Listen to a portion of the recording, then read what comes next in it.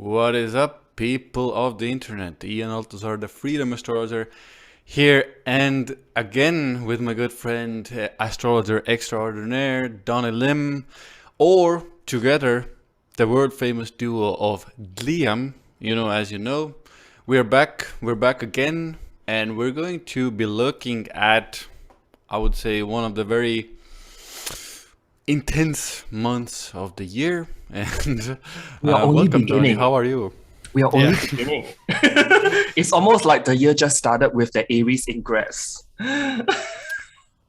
I would say, maybe I did the introduction very dramatically, intense. I don't know if there's, a lot of not intense months of during this year, guys.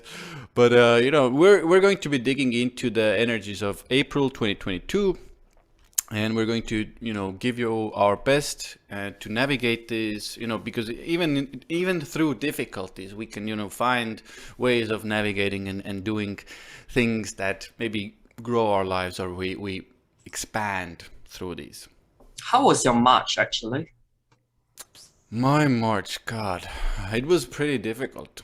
I gotta be honest, because once Mercury moved into Pisces, Yeah. guys, Mercury is very important for us on this planet.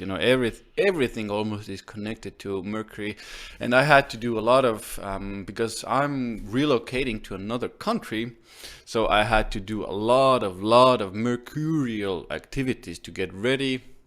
Still doing it, and now we're finally, I think 27th we're recording this now, we should be out of it already, and now finally things are moving direct. And one of the things I want to really say about Mercury in Pisces is that a lot of people will go back and forth, their mind is not decisive enough. It's like, I don't want to do this, I want to do that, I want to do this, I want to do that.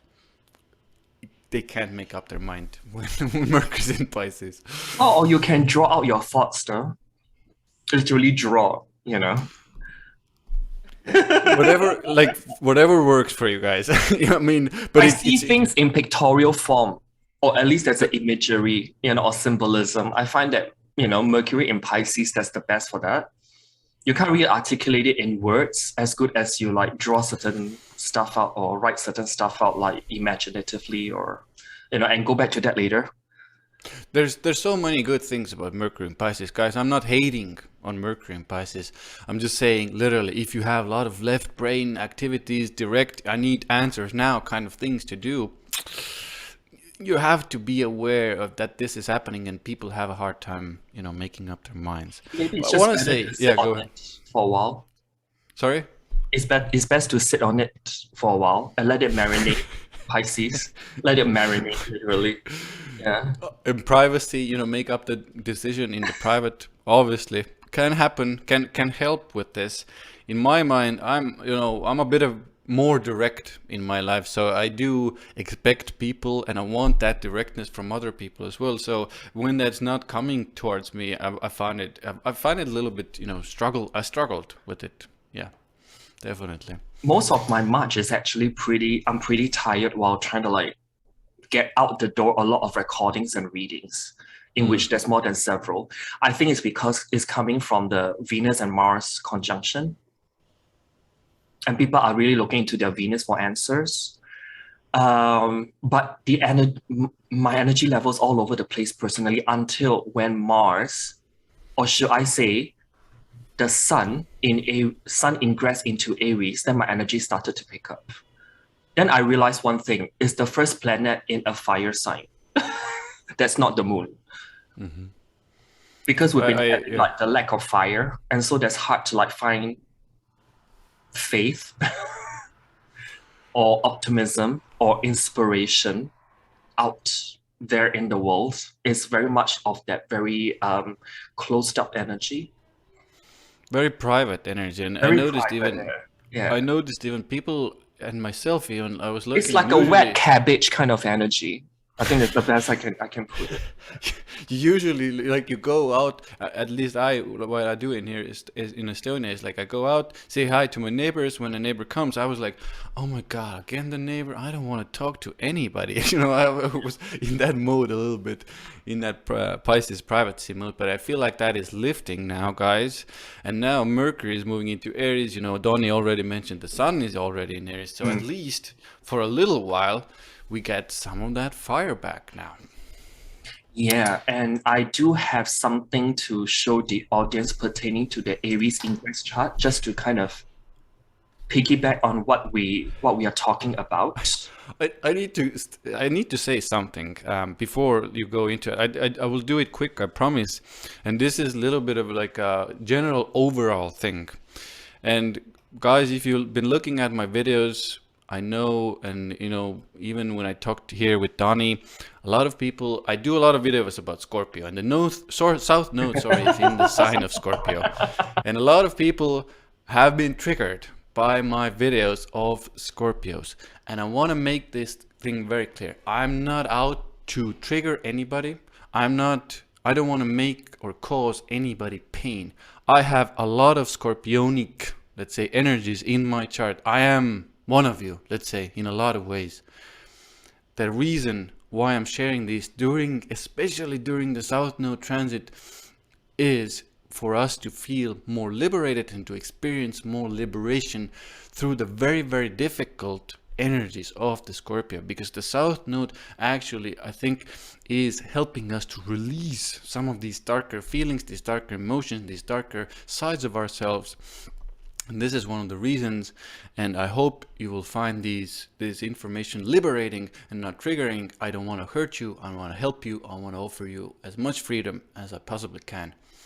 Thank you for this moment. Well, Yeah, you're go talking ahead. about a fixed water sign, so good luck with that. It's their own like little process to work through it, honestly, because if I actually think about harmonically what transit Jupiter and Saturn actually use a traditional method to actually derive that. If I look at Jupiter in Pisces, transit via a tropical sign, and transit Saturn via tropical sign in the sign of Aquarius, they harmonically both trigger the sign of Scorpio. So Scorpio zodiacally in the sky, tropical zodiac I use, is the one that's super triggered. And we've got the South Node transiting there. South Node excretes, and Scorpio actually rules trauma. What have we gone through in the past 2 years? Can be potentially traumatic for a lot of us, right? And there's a lot of hidden anger as well that's brewing, and we are holding on to. It's a fixed sign. And transit South Node is there, trying to release it. Actually, I've been reading the news over where I am, and there's a disproportionate number of knife and box cutter attacks over where I am, over here on this small island, and it's disproportionate a lot more. Then when I look at whatever that's going on, I said, yeah, South Node is transiting in Scorpio. There's a lot of resentments, a lot of anger, a lot of even unconscious kind of like underworld type of feelings that's really buried inside us, and the South Node is asking us to release it. Release is a very subjective word. You can release it constructively or destructively. Anything, guys, that is suppressed right now, it is, I would say, like Donny said, it's coming out. So it depends right now in you, and you need to understand how to do these things. You need to know how to channel these things. I will give you a very, like I said, I have Not a literally very going crazy. You know what I mean? totally. That's what I see. I have a lot of, Scorpionic energy, like I mentioned, and the Scorpionic energy requires a lot of time to release. And this is coming from a lot of personal experience, but also working with people, doing work years and years and years worth. So what I did a lot of years, and I still do it, I literally sit naked in the freaking darkness and I release my freaking emotions. You understand? I hope this, gets to you how difficult at times this release can be. And a lot of spiritual, let's say, I would say, area or spiritual industry says it's very super easy and it always like clicks and clacks and, you know, blah, blah, blah. Everything happens very simply or easily. No, it doesn't. Very often it doesn't. It requires years of dedication. It requires years of effort to release some of these things. And transmute. And transmute. Yeah. Okay. So let us go into the Aries Ingress chart. And I've set for location Moscow. I won't mention the president's name over there because...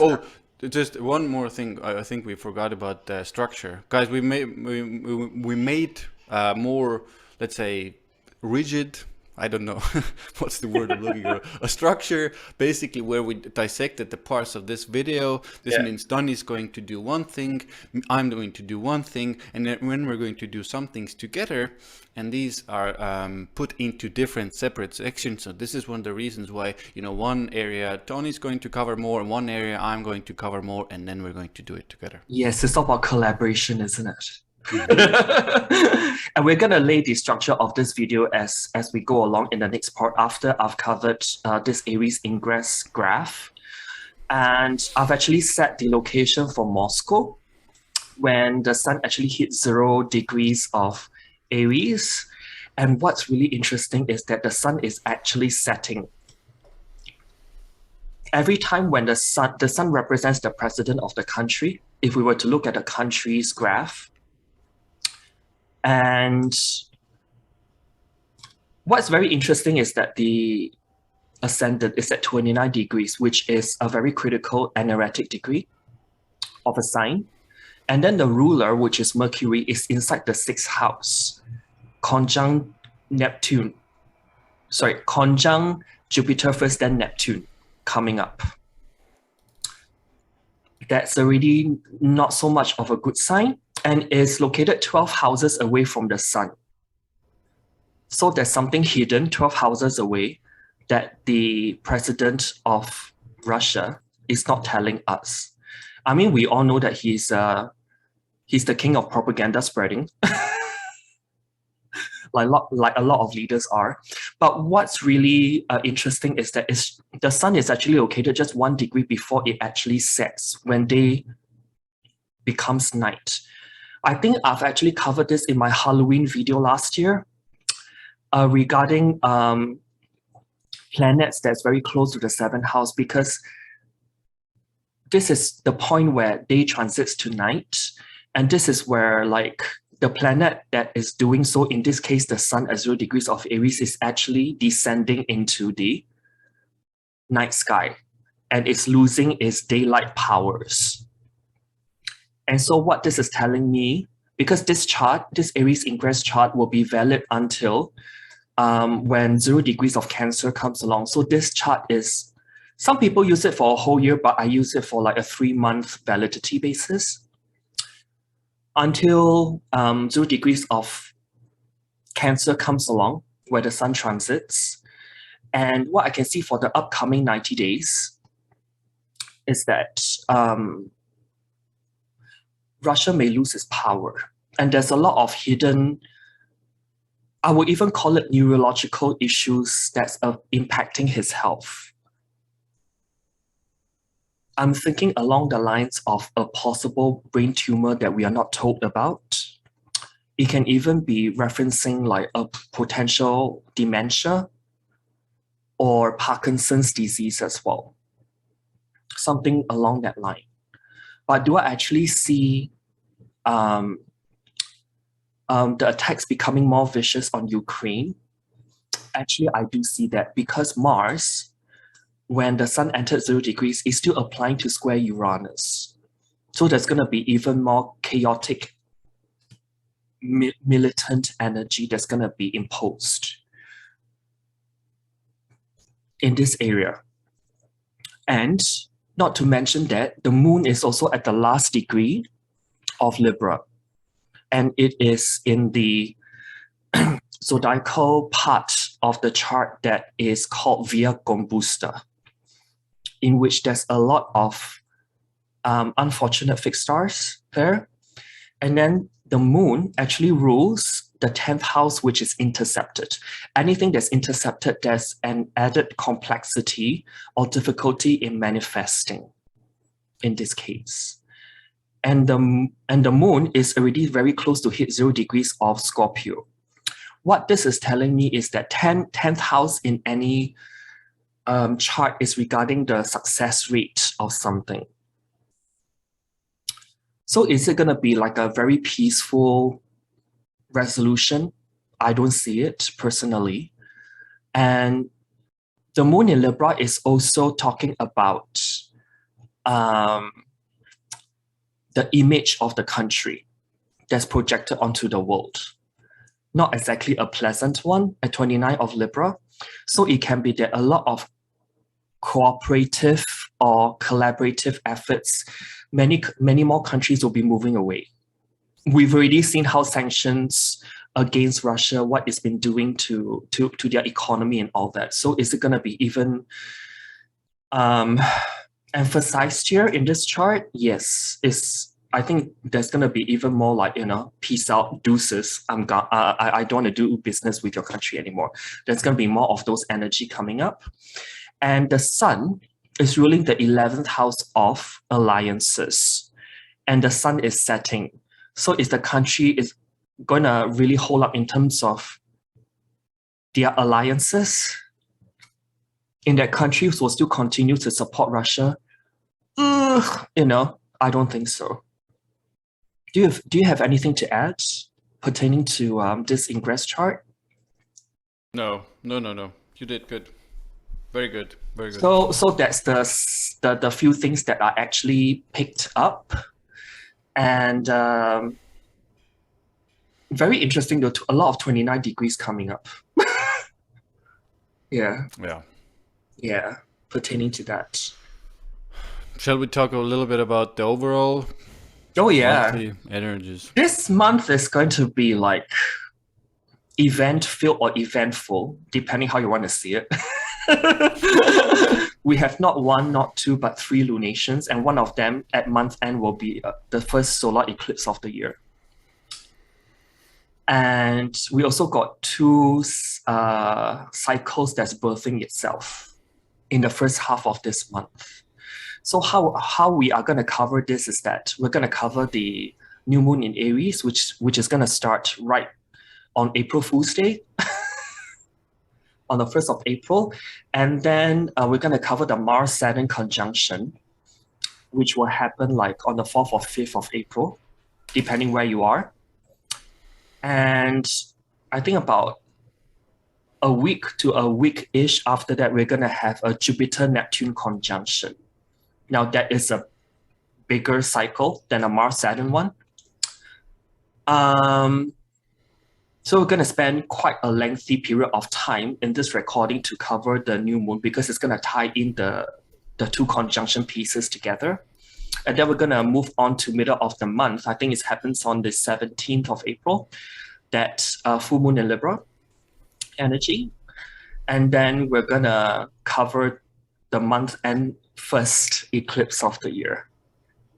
A very Uranian one.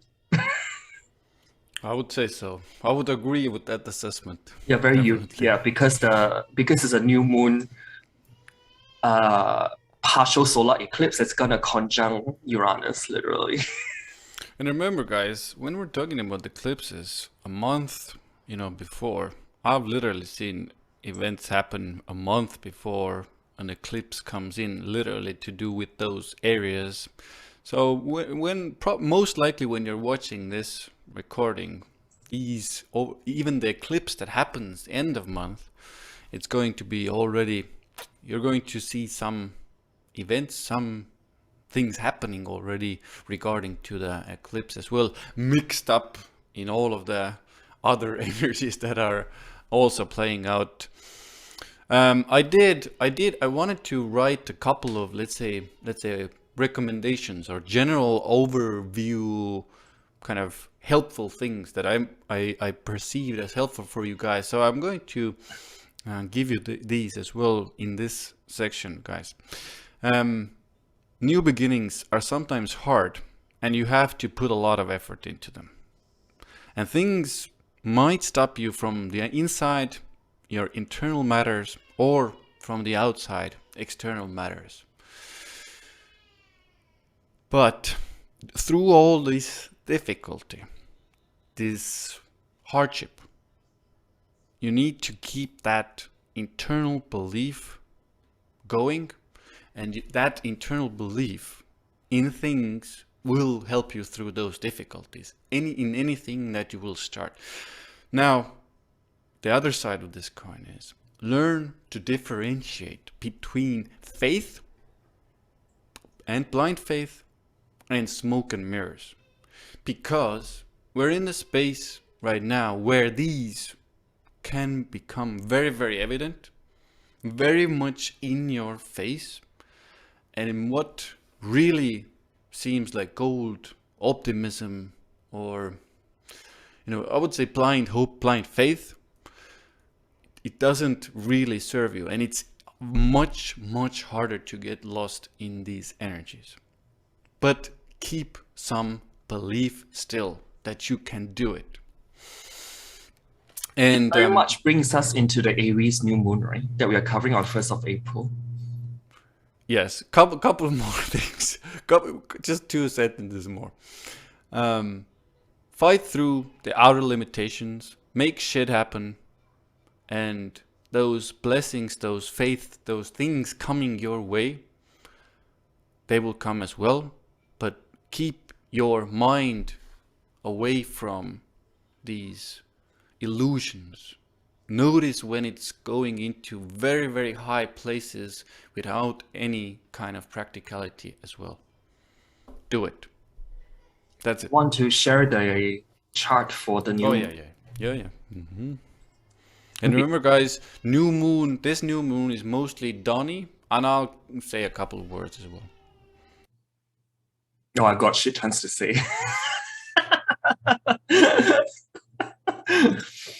First and foremost, this new moon, there's a pile up of planets, the sun and moon, with Mercury and Chiron. What I've written here is that, do you have the mentality, Mercury, of a victor, which is Aries, or are you a victim, which is Chiron? Okay. So when I actually see this whole pile up of like Sun, Moon, Mercury, and Chiron in the first sign of Aries, the first new moon in the astrological new year, that is, the first thing that comes to my mind is that it suggests possibly some new stage of recovery in the pandemic and what I've been experiencing, or there can be some kind of new treatments or clinical trials that will be rolled out that can help us in some way, shape, or form. And since Mercury is about websites, information, communication, and all that, this information may be made available to us via online health-related publications or other forms of social media or communication. This is even more evident when the ruler of everything in Aries is that Mars in the sign of Aquarius squaring the nodes. Now, when a planet is squaring the nodes, if I actually go back to evolutionary astrology, it can be skipped steps, or it can be a push and pull thing in our collective evolution, which is the North Node energy. Or maybe there's something that needs to be released. In this case, when I actually see that Mars and Saturn in the sign of Aquarius squaring the nodes, with Mars actually ruling everything in Aries, this actually suggests to me that perhaps a selected part of society will be selected for this treatment or controlled clinical trial as well. It may be that. And that may actually stir up some kind of controversy for that matter. Because Aquarius is also to be controversial. When I think about that Mars and Saturn squaring the nodes that's approaching, and that Mars also ruling everything in Aries, I'm actually thinking also about drastic military motivated or driven or related cyber attacks, terrorism, or pandemics. So the word pandemic, I use it here, is not so much regarding that biological or virus or whatever. It also can be cyber. Okay. That's affecting online security. And so I would say that it may be in your best interest, actually throughout the whole month of April, to keep your list of most accessed user IDs and passwords, have them stored somewhere offline so that you can retrieve them. Because I do see the situation whereby the website, the payment system, even payment system, because the North Node is in the sign of paying Taurus, that those systems may be down, and then you don't want to be screwed over by the site not being, or payment system not being accessible, being breached, being suddenly taken offline for extended periods of time. It may also be preferable if you keep more cash on hand in case you want to buy stuff and the payment system that you're using, there's some hacking going on, because when we talk about Mars and Saturn squaring the nodes from Aquarius, it can be hackers as well. I just want to say a very practical thing, guys. I recommend, because I have my feet also in the IT industry, and I've been in the IT industry. I recommend everybody have their passwords anyway. Right now, like Donny said, the hazard is even higher, but I would recommend you have a very set time when you change your passwords on those important, websites where money is, etc., banks, I would recommend that interval be, sometimes even 30 days for the most important accounts, but usually 72 days is quite enough. Yeah. And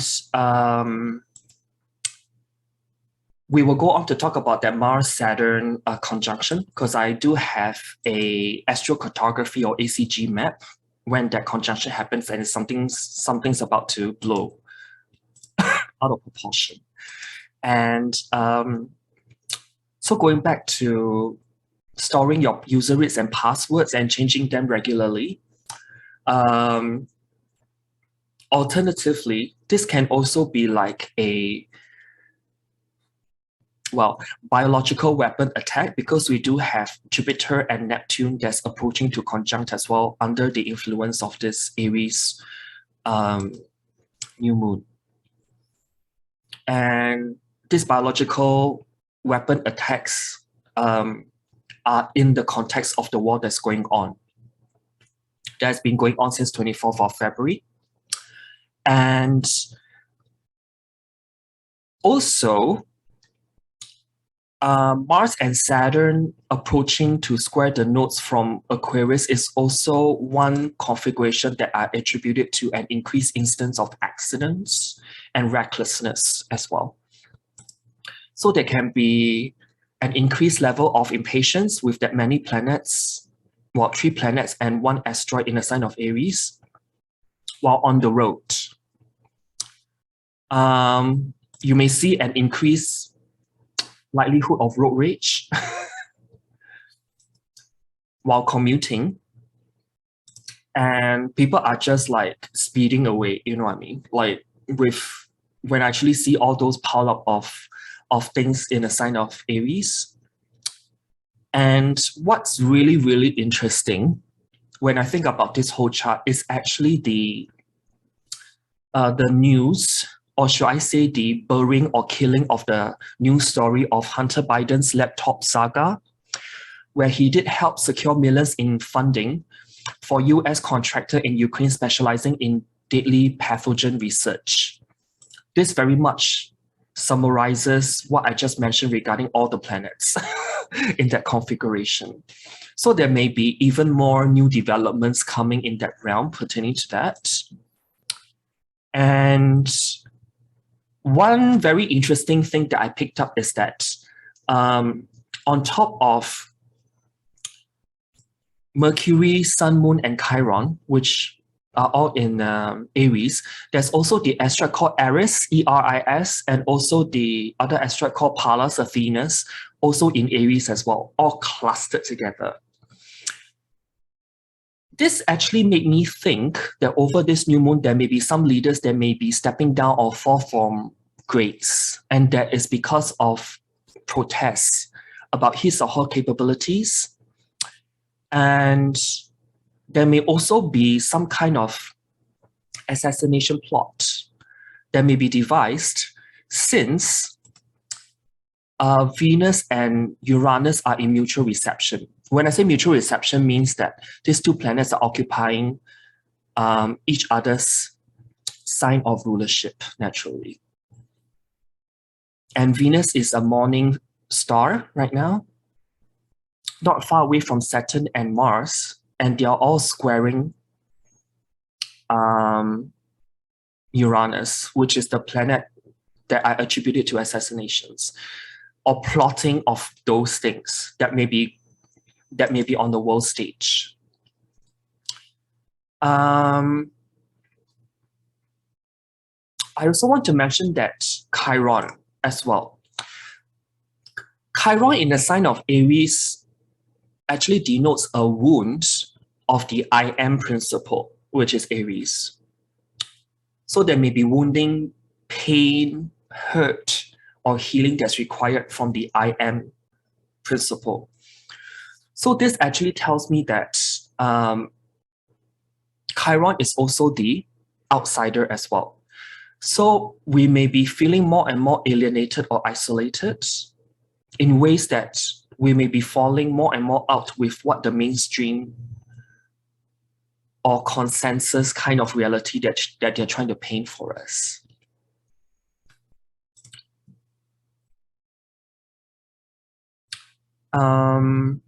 Also, I want to mention that Mars and Saturn, when they're together in a sign of Aquarius, which is an air sign, which is about information dissemination and distribution, squaring the nodes actually means that there'll be a lot of censorship as well pertaining to that. So a lot of regulations. I've already known quite a number of YouTubers I used to watch, and I did check out on one of them the other day, and the channel just got taken off without any notice.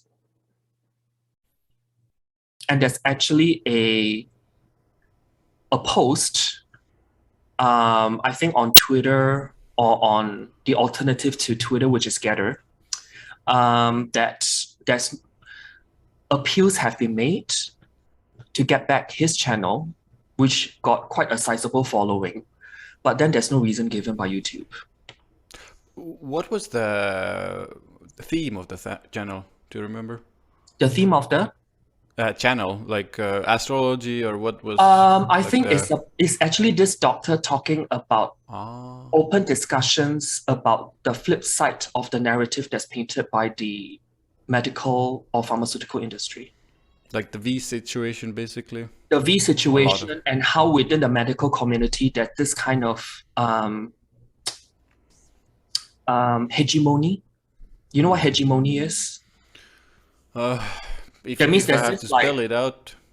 That means there's this kind of like majority group thinking narrative. Very much Mars and Saturn in Aquarius, right? That they're trying to override the rest so that it just storms out any kind of open discussions. Yeah. Well, that is happening a lot. Yeah, it is happening a lot. Yeah. And we've got I mean, this cluster like Mars, Saturn, and Venus, honestly, all square by sign to Uranus. This can be like very black or white energy. Either you agree or you know, and if like the corporation, which is Uranus, doesn't agree with what you say, they just take your channel off just like that. You know what I mean? No explanations given, which is kind of bizarre, you know, which is also Uranus as well, bizarre. So just note that the censorship laws and other regulatory issues which may aim at stomping out freedom of speech is pretty much focused here. But having said that, there's a lot of initiatory energies with so many planets in Aries. On top of that, we've got Aries, E-R-I-S, and also Pallas Athenas all in Aries as well. If you want to launch something, honestly, I would launch it before month end, before the eclipses come. But otherwise, I would say go for it. If you already been working at projects and wrapping things up, and you really want to launch it, Aries season is really one of the signs that you may want to look at to have that newness of energy, to like push forward with some things. So fantastic to launch something like projects, and new initiatives are also well suited.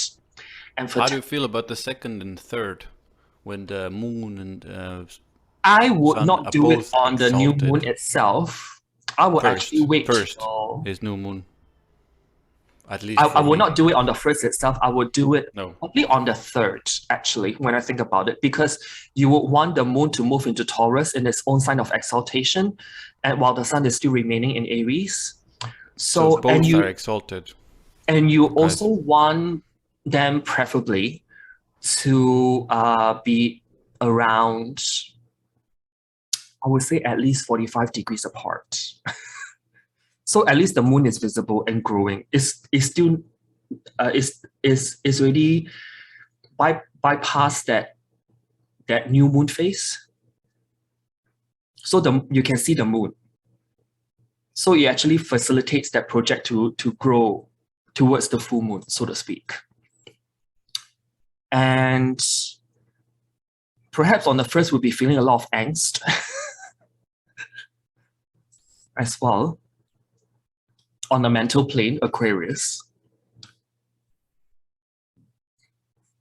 And just note that when there's so many planets in the sign of Aries, it's even more important for us to counterbalance that energy, to stay in a state of peace and diplomacy constantly,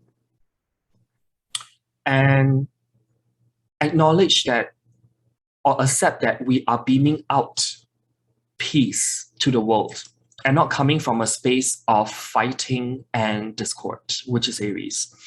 Because when I see everything piling up in Aries, there can be so much focus that the opposite sign is equally as emphasized in order to have that counterbalance effect. Because it honestly can be a very volatile and combustible and hot time for all of us when there's so many planets in Aries over this new moon. So do you have anything to add pertaining to this new moon before we move on to the Mars-Saturn conjunction? A tiny bit. Guys, I want to preface this a little bit when I start to speak. I did my best to, in this month, like Mercury in Aries, I did my best to give as much, short punchlines pertaining to the energy that is here. So it's more direct, more clear, and quicker as well, because I know, sometimes these videos we do can go longer. Anyway, on an emotional level, there can be a lot of ups and downs, quick ups and downs. This is very much an Aries moon, new moon, especially quick ups and downs. Be prepared for that. Emotions rise quickly, fall back quickly. And reactions are sharper, reactions are quicker, more aggressive. So be prepared for that as well, even coming from you as well. But if you know it, it's a little bit easier for you to handle it. But if the other party doesn't know, the emotional reactions can come really, really quickly. But they also dial down quite quickly as well. The next part here is a lot about male energy for me as well, because Mars or Aries, let's say, is very much to do with male energy. And, Donny already mentioned Chiron. When we put all these together, there is a sense of like this woundedness of that male energy. When maybe something happened to you, maybe something, lately happened to you. But the gist of this matter is, if there's something painful with the male side of you, or the male energetic side of you, or even the more ambitious taking action type side of you, this can come out, let's say, to play, but also to be released, to be healed as well. And at times, I do see people taking action here from, let's say, more from that wounded, more from that painful place, which can trigger others and yourself as well. Let's talk a little bit about communication. Quick communication, direct, which I personally love and like, but the downside of this is some words can be too painful, too hurtful, or people can interrupt others. And yeah, I would say interruption is a good word here. The next one, I think, for me is, let's say, the war. The war situation, or W situation, is going to come to play as well, or come up. More news, more things from that area coming to us. So be prepared for that. More aggressiveness, definitely. Also during an Aries new moon, the desire to act very quickly, very sharply is there. So this translates to all areas. It doesn't only have to be your personal area. It happens in a global arena as well. So let's say you're in a conflict like Russia and Ukraine right now. There can be decisive, quick action that will be the news will come to us as well. What else? Oh, one thing I have here is one word or sentence that came constantly up for me, was that like the inner warrior triggered into action. I want to say that as well. And I think one thing I needed to say about this new moon, the mind, it's going to be racing.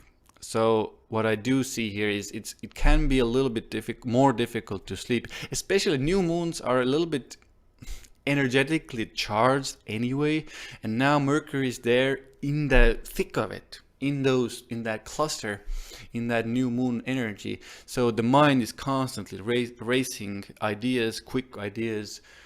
It can be a little bit more difficult to sleep and find time to sleep. You reckon it may be not as optimistic of a period? Yeah, I even had it. I think in my overall notes I had it like, oh, it's a good time to start new things. Excited Aries energy. Well, I suppose proceed with caution. But yes, like big, and I wrote like a big but proceed with caution. And it's almost like the energy is like there's a palpable tension. And the fear is palpable as well. These events are going on, and the pressure cooker we're going to go into now with Donny in a second. But the pressure cooker is there, and it's fear, and we don't know exactly. The excitability is dialed down. Usually Aries season is like we're excited, we want to do things. Even with the V situation last 2 years, even then like small ounces or even bigger ounces of that excitability came, but now we're really in the thick of it, and it's like, I was like, Aries season. That almost type of facial expression was on my face. Like I want to do things, but I'm also a little bit scared. I mean, when I think about it, right? If you have alternative also is connected to Chiron, viewpoint, which is Mercury, ruled by that Mars, conjunct Saturn to block censor. So that's why a lot of medical, which is Jupiter and Neptune conjunction, and scientific, which is Aquarius, stuff gets censored. Yeah. Because they are alternative to what is active Aries projected out, in terms of news and information. And guys, if you wanna, like, I'm an okay fan of this, depending a little bit where you are in the world. In Europe, second or third, it's already after the new moon. Like Donny and I said before, it's the time where sun and moon are both exalted. It's like it's like the best time to still start something, but it's not the greatest of times to start. But it's like you're like digging in manure right now. Basically, we're digging in manure, and we gotta find something. Basically, this is what we're doing. Yeah. Okay. Wait till that happens, right? So I would say that wait till the moon is probably pass over Uranus, at least, if you want to start something. Because when Uranus can bring kind of excitability, but then, it may be this kind of hype and spin that may not have lasting impact. So you may want to wait for the moon to to cross over Uranus by a few degrees, then you may want to think about, okay, like, you know, I can launch something I've been working on for quite some time. Oops. There it is. So now let's move on to that Mars and Saturn conjunction at 22 Aquarius. God, I'm not looking forward to this at all. I mean, Ian basically plot using mean notes, but I use true notes. When I use true notes, the true notes are actually at 22 degrees as well. So it's exactly square that Mars and Saturn conjunction at 22 degrees, and it's a fixed square. And what's very interesting is that 22-degree Aquarius keep getting reiterated or repeated. Because 22-degree Aquarius is when transit Jupiter station direct last year on 18th of October 2021. That's on 22 degrees of Aquarius. Not to mention that I've just told you about this conjunction squaring the nodes. And then when this happened, Moon has just separated from the North Node as well in late degrees of Taurus. And the Moon is very close to that lunar eclipse point, November of last year, I think on the 19th at 27 of Taurus, conjunct fixed star Algol, which is the Medusa hit energy. And to me, this actually represents a time of requiring the expenditure, Taurus, large sums of money for the sake of progress, which is that Mars and Saturn conjunction in Aquarius, progress, Aquarius energy, because progress has stopped or blocked. Mars and Saturn is to really block something, and in Aquarius is to progress. So hence that square to the North Node in Taurus, and also with the Moon there at the point of this Mars and Saturn conjunction is to really pump out more money. I'm thinking about printing even more money though,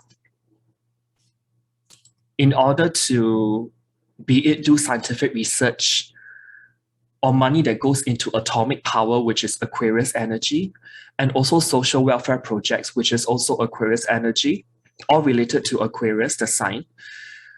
And this may actually drain like the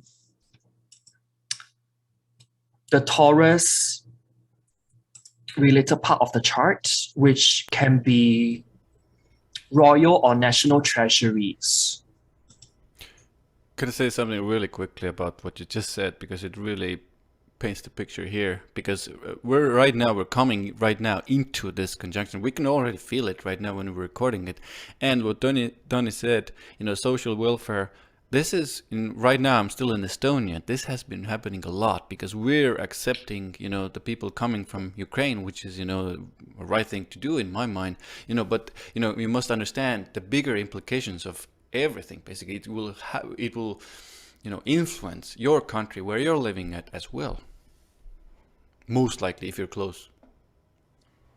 And this square between Aquarius and Taurus, there may be promises that we are looking into more eco-friendly or Gaia-friendly energy resources. Whether you believe it or not is a whole other issue. And this also represents this square, what to give and what to save, what to change and what to preserve. And that's coming from a backdrop of austerity and also scarcity as well. Because Mars and Saturn, in the sign of Aquarius, Aquarius also rules the distribution system. That's why it's linked to global supply chain. And Mars and Saturn there, actually, there's a lot of blockages or disruptions in that respect. And also resource inequalities as well.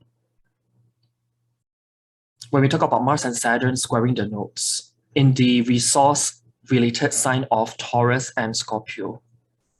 So the distribution of resources, which is Aquarius, is squaring or is in challenge to anything that's related to resource distribution. So it becomes unequal. Some people, those richer countries, will have not as much shortage, whereas some other countries that's poorer will be really suffering the brunt of this issue. And not to forget that Mars actually activates the Saturn-Uranus square in 2021 as well, as we speak. And this Saturn-Uranus square will still be active in 2022. I think they will come in Q3 of 2022 in less than 1 degree square before it finally separates and move on. So it's even more of an urgency to solve this resource inequality issue and distribution issue. And when we think about the Sabian symbol, because I like to pull this in, 22 degrees of Aquarius, since it's not exactly on 22 degrees, 22 plus, I look at what 23 Aquarius is in terms of the Sabian, in terms of its Sabian symbolism. That's a mouthful. It really talks about the discipline of self-control. And this talks about the taming of our powerful animal nature to harness it as a resource. And on a lower vibration, it really talks about the employment of society systems which are oppressive and divisive in nature to repress people's animalistic anger, power, and passion for it to be under control, to keep it in check, or at its worst, facilitate this kind of non-expressive conformance, just going through the motion of things, leading to unavoidable conflicts. So there's this kind of pressure point, which I feel with this Mars and Saturn conjunction at 22-ish degrees of Aquarius, squaring the nodes, that something is brewing in terms of upheavals and chaos, more protests even, from what I can see, because there can be this kind of clamp down using rules and regulations to keep people in check, and it's just going to make people even more pissed off.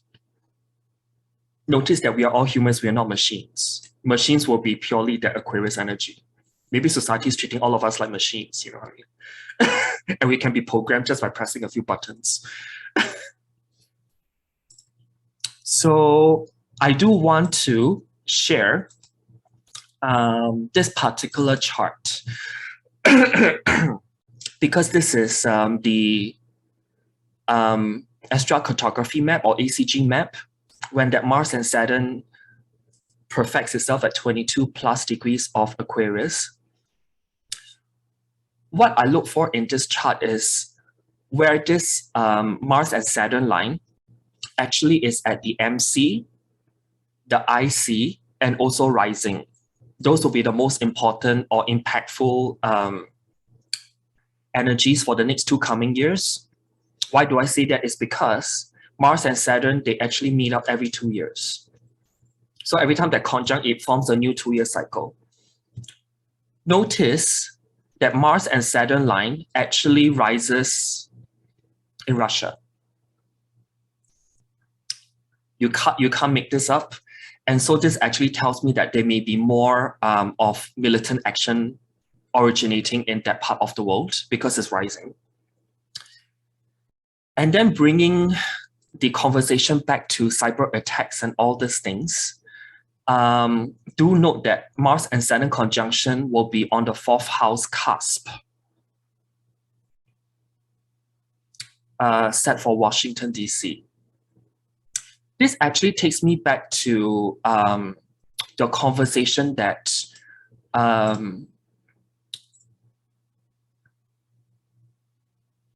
Biden warning business leaders to prepare for Russian cyber attacks.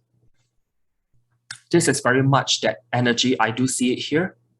And not to mention that Mars and Saturn will be culminating in the midheaven, crossing over Southeast Asia and China. What this is telling me is that there can be more because I looked into the country charts of neighboring countries from where I am in Southeast Asia, there's a lot of emphasis surrounding the censorship of information. So I do see this Mars and Saturn culminating in Southeast Asia and also like North Asia cutting across China, that there'll be even more information censorship that really storms out the freedom of speech in that case. But I would say that here, we are not immune to perhaps cyber attacks coming from here as well. So this is what I have pertaining to that conjunction. One thing also to talk about is that when this conjunction actually happens at 22 Aquarius, very interestingly, it also triggers quite a number of key charts in the world.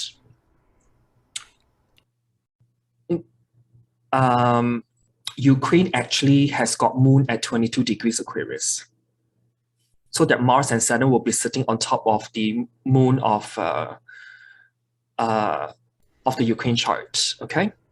The people, guys, it's the people of the land, moon. And then the president over there, Zelensky, he's got midheaven at 20 degrees of Aquarius, just 2 degrees away from the conjunction. Okay. And the president of Russia, he's got South Node, midheaven, and Pluto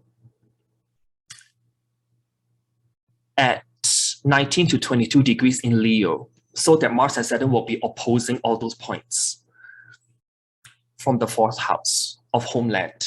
So there's this kind of, why am I saying this is because all this paints like a picture of like increased militant action that might be taken against Ukraine with this conjunction. And not to mention that in Russia's chart, they've got a Venus-Pluto conjunction at 21 to 22 degrees of Scorpio. So this Mars and Saturn will be squaring that from the 7th house in Russia's chart. And 7th house, as we know, is pertaining to open enemies and, you know, waging war, those kind of things. And in USA's chart is very interesting as well, because you do have a sextile between Neptune and Mercury. And that 22 degree Aquarius point forms a yacht to that sextile. At the same time, that 22 degrees Aquarius point also forms a trine to Mars in Gemini in the 7th house of USA's chart. What this actually tells me is that there can be planned Russian cyber attacks on USA's stock market. It may also be something related to imports. And in attempts to cripple market transactions, payment transactions, and also supply chain related transactions as well. And that trine from 22 Aquarius, from Mars-Saturn conjunction,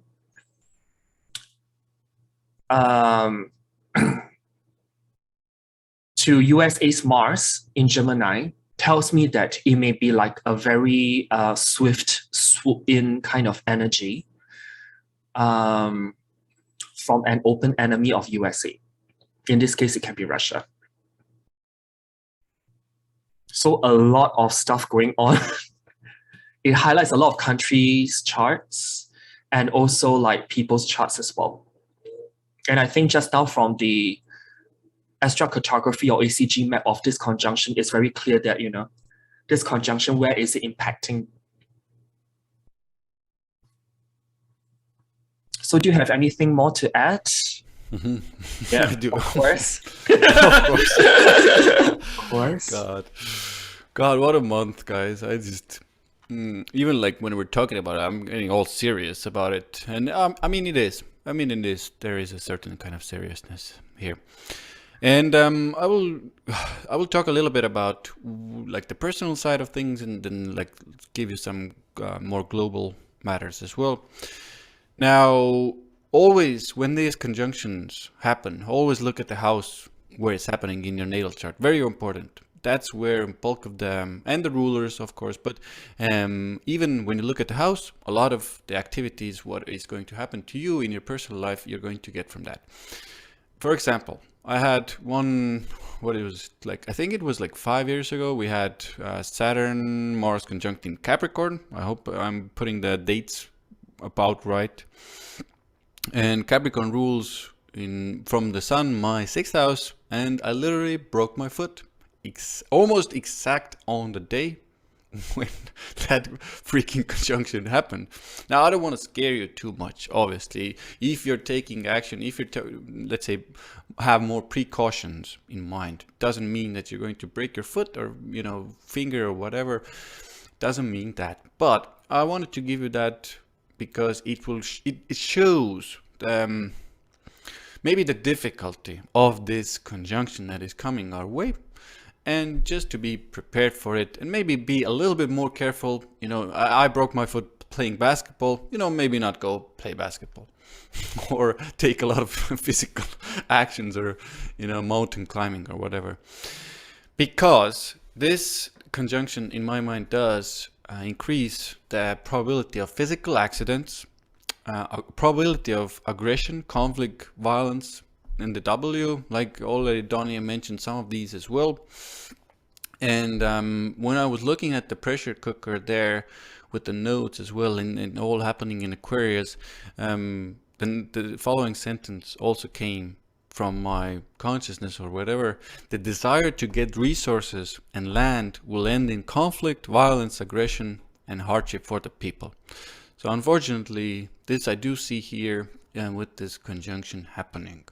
And like Donny mentioned, algal, guys, these are for me, when let's say we have a cluster or coming in of a couple of things, this can get a little bit, too much or a lot to take. Yeah, it's like everything converges to that theme, right? That suffocation, that whole kind of energy. A lot of the things, guys, are talking the same story. And, be careful around, especially when the algal also hits. And, we can say it's the 4th, 3rd. I would be careful 4th, 5th, 6th specifically. These are not my favorite days of this month. Physical answer, as already mentioned, energy can be lower a little bit. Hopefully that new moon will, trigger us. Sun will help us. Mercury will help us. But still, the ambition, the desire of action is crippled a little bit with, or a lot even, with that Saturn fearfulness as well. And this is what I mentioned. Like the fear is there, and the action. I want to take action. I want to grow. I want to move. I want to do these things. But Saturn is like, hold on, hold on, hold on. Or it can literally bring you those outer forces, limitations, blockages that will block your desire and ambition and action taken out in the world. And even right now, if we're talking about the situation happening everywhere, these can be, depending on where you're at in the world, these can literally be, because these W situations are happening. For example, you can't do something, restrictions. I want to hear your opinion regarding the Aquarius energy, that 22 degrees, because I did write here that besides war, there can be missiles or even nuclear stuff going on. What I wrote along those matters, it's coming, it's my end, but I can give you right now. I wrote airstrikes, buildings and important structures bombed, fired. Listen, guys, like Donny mentioned, weapon. I think you said, what was the word? Can you remind me, please? You said it during the new moon coverage. Biological biological weapon attacks here.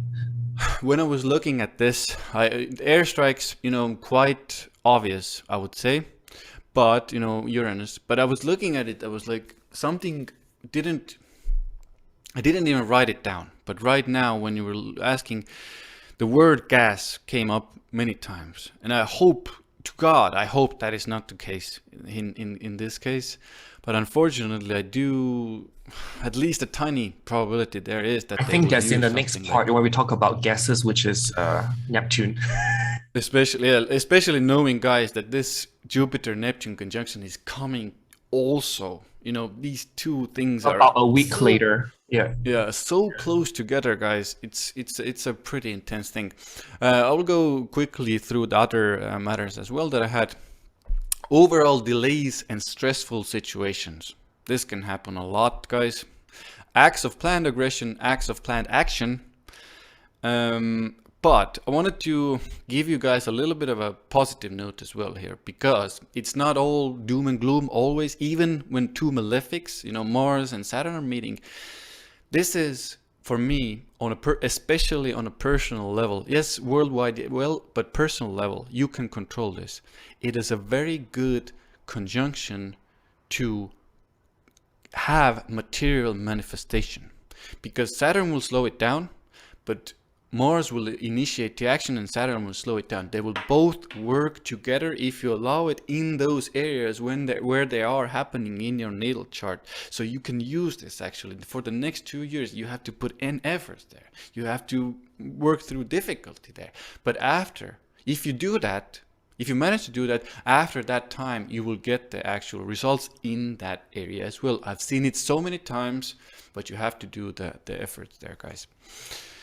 I also want to ask you one thing regarding, you reckon under this Mars-Saturn conjunction in the sign of distribution and rationing, which is Aquarius, squaring the nodes, the material axis of Scorpio and Taurus, you reckon there'll be like greater attempts to control freedom that's somehow linked to like rationing of core basic needs, goods, services via digital means?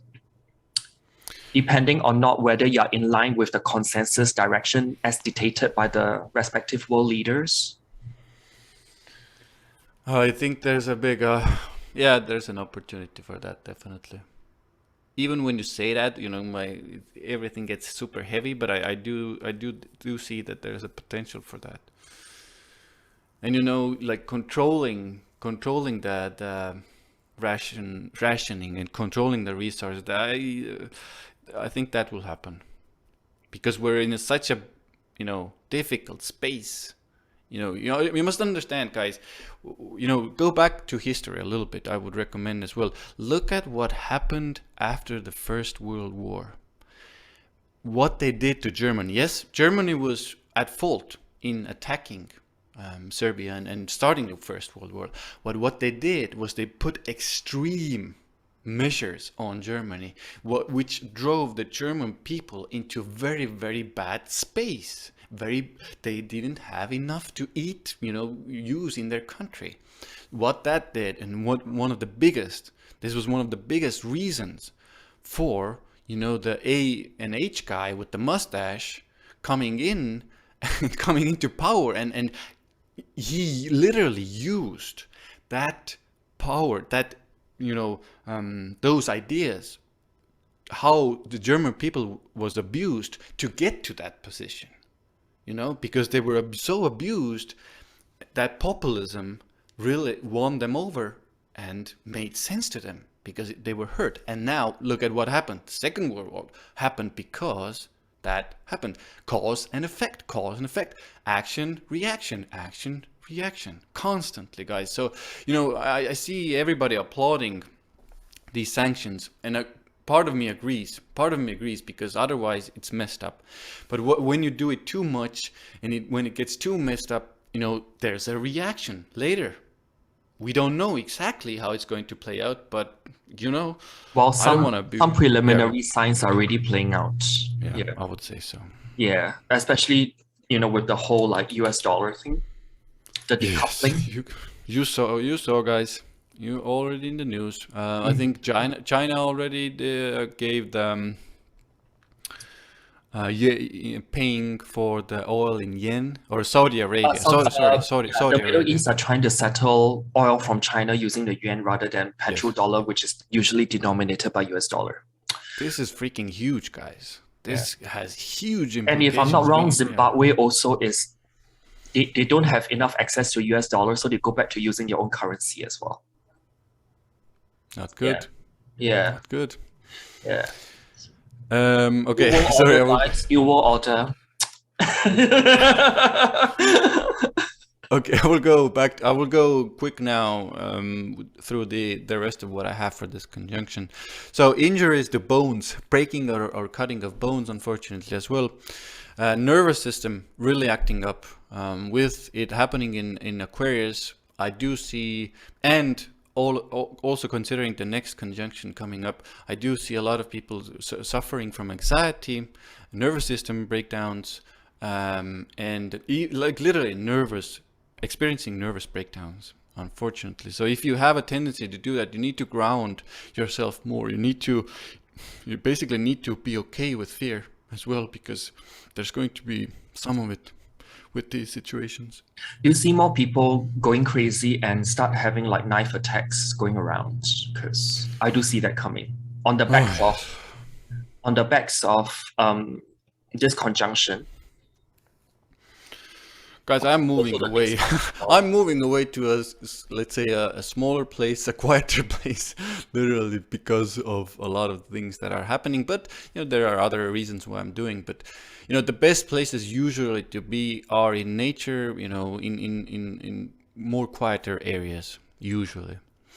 Yeah. Do you want to move on to then? I have like 2 points. I have 2 points. 2 points. Cool. All sorts of government organizations are under more stress. All hierarchical systems like corporations, need to work, take business out of those. Russia, for example, this creates more stress, more problems, so on and so forth. And the last thing I wrote here, I say this with a bit of a cautionary. This is a probability that I do see here that can happen during these days. Something in relation to the war will happen, most likely. Something that has the opportunity to shock the world, which will then have people, let's say, rallying in a humanitarian way behind to help others, to help maybe Ukraine. I do see some potential for this type of event that will, not be the most optimistic or positive event. And that will that's on tops of global like cyber hacks and attacks going on. Yeah, these are happening definitely. And Taurus rules the banks. So financial institutions and they will be hacked or under attack by them. Taurus definitely. Also payment systems like SWIFT. And also other systems as well, like Visa card or MasterCard. So, yeah, just make sure that you look at your bill properly to see if someone has hacked into your card and all that, and have your passwords, everything. Yeah, just it's all about preventive measure, right? To be forewarned is to kind of prepare yourself in that way. I need to take a tiny pee break. Can we, I don't know. Hold on. Stop. So now we shall continue to the next conjunction, which is a larger cycle. And this one is pertaining to the conjunction of Jupiter and Neptune at 23 degrees 58, very close to 24th degree of Pisces. And the last time that Jupiter and Neptune actually conjunct in the sign of Pisces was around 166 years ago, back in 1856, in March as well, at 18 degrees of Pisces. And then one cycle before that, both planets conjunct in the sign of Pisces in February of 1690 at 12 degrees of Pisces. What is very interesting in this upcoming one, on 12th of April, of 2022, when Jupiter and Neptune comes together at close to 24 degrees of Pisces, is that there was a new moon that happened last year on 13th of March of 2021 at 23 degrees of Pisces. So this degree 23 to 24 Pisces keep reiterating again and again. Transit Neptune, also stationed to go retrograde at 23 Pisces on 25th of June of last year in 2021. Transit Mars will square this Jupiter-Neptune conjunction point at 23 to 24 Pisces 3 times. Later this year and into early next year,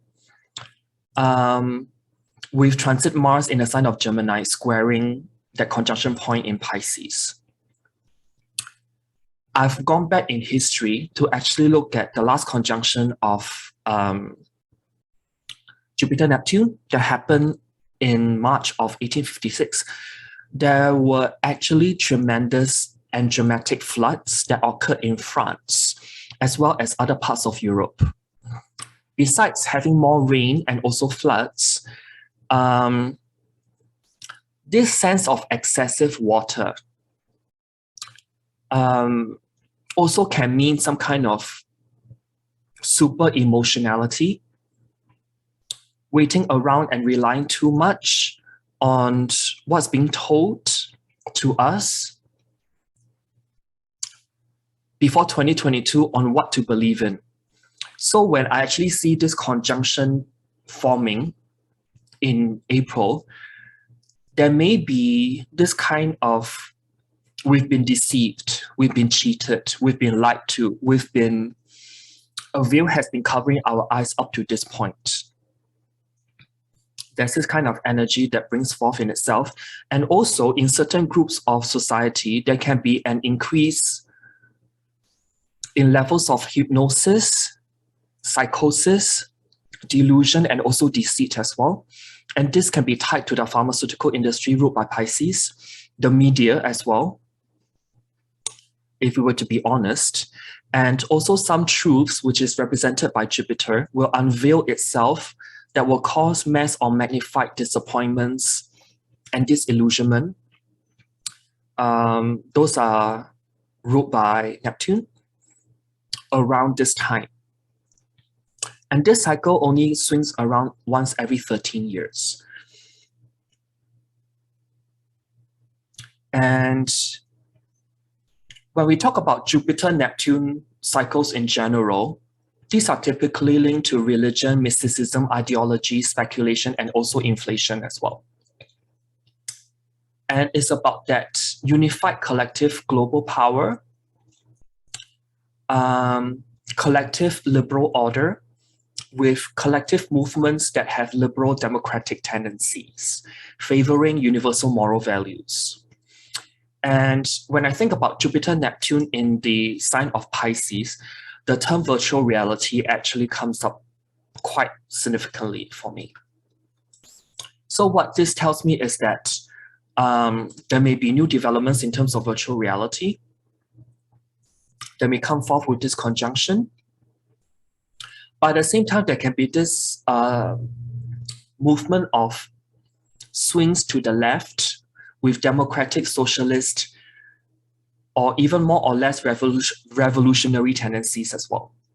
But having said that, there's tension created between the more revolutionary manifestations of Jupiter-Neptune with efforts by global powers to expand their influence over us as well. So this can lead to, in some way, shape, or form, upsurges in strikes, protests, social unrest, and riots, and just chaos in general. And this can be in the form of labor movement and workers' rights as well. And that's in the back of all the inflationary pressures that companies are facing on a global level. And the latest news that I've picked out from what I read is that Egypt actually devalued their currency and asked International Monetary Fund, IMF, for bailout. And this is because wheat and energy prices have risen so high that it actually hurt the economy. And this is from the Ukraine invasion. This is one of the classical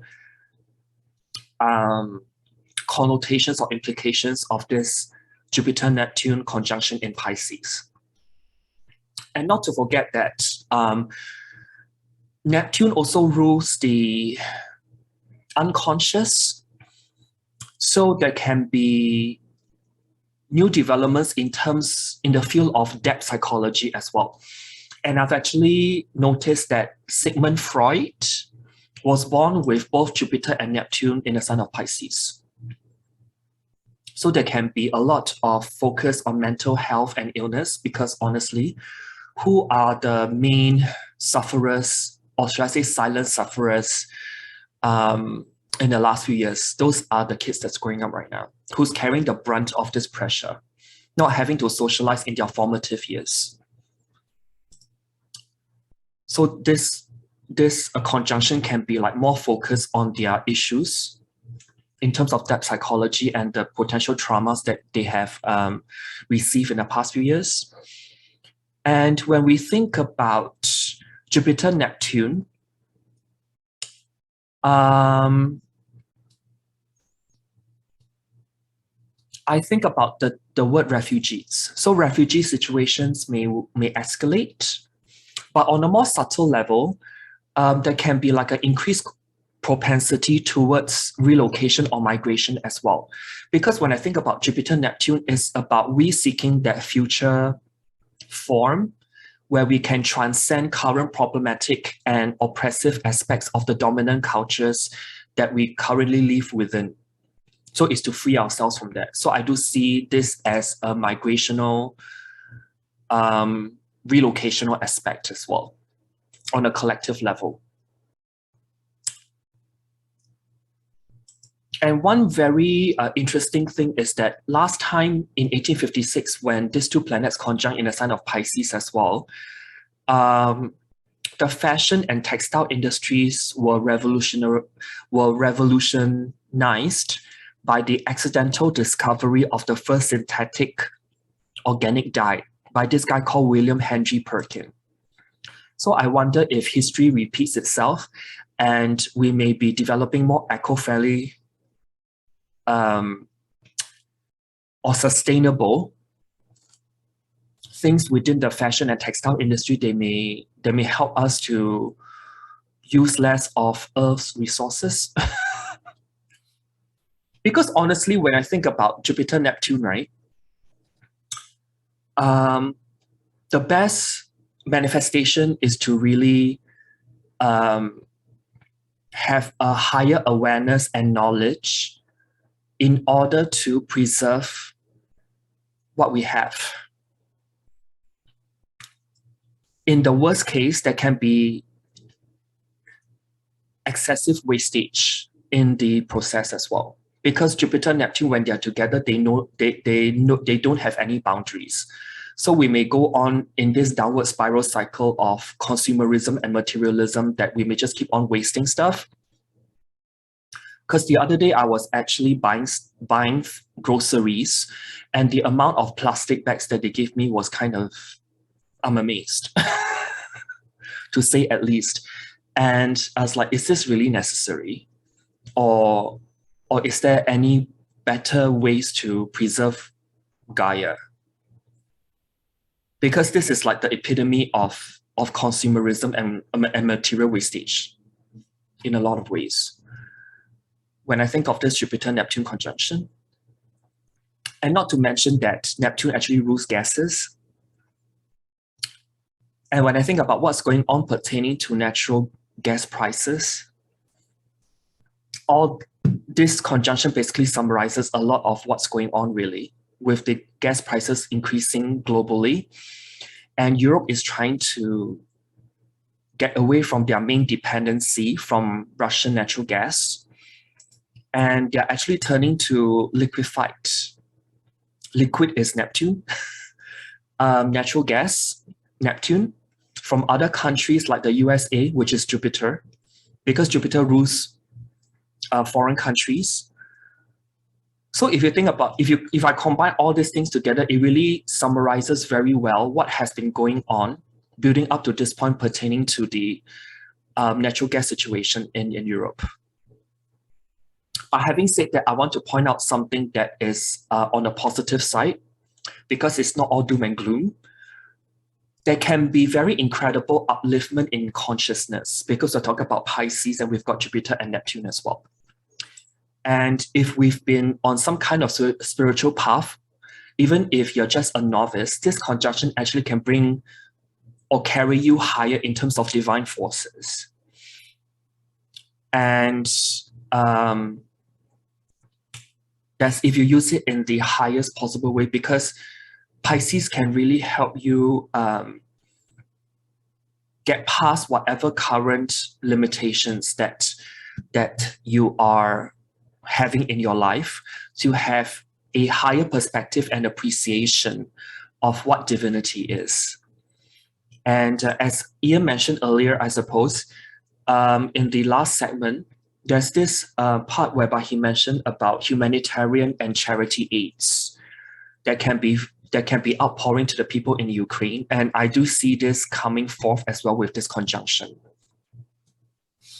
Because Pisces is where Venus exalts in. So people are probably more giving in terms of their possessions and all those things like money, all the Venusian things, to people in need who are actually suffering. There's this kind of collective heartache when I see this conjunction here. Do you have anything to add pertaining to what I just mentioned, Ian? I do. Yeah. Unfortunately, some will repeat, but I will do my best to go through everything as like I did before, in a quick, almost like a quick fire punchline kind of way. So it's a little bit easier for you guys to listen, and the video, I mean, it will be long, but it will be full of information. So let's go. Oil and gas prices definitely will continue to rise. There will be more of that.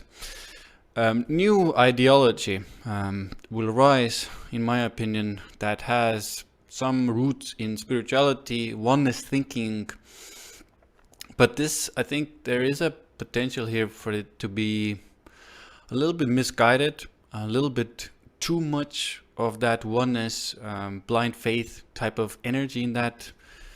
And I would urge you guys to be a little bit more careful when you go into these groups, because one of the things that I do see expanding also is spiritual cults, of these kind of spiritual abuse, I would say as well, can increase, where you have to be really careful which teacher, which spiritual guru, even I can't believe this is still a thing, having a spiritual guru.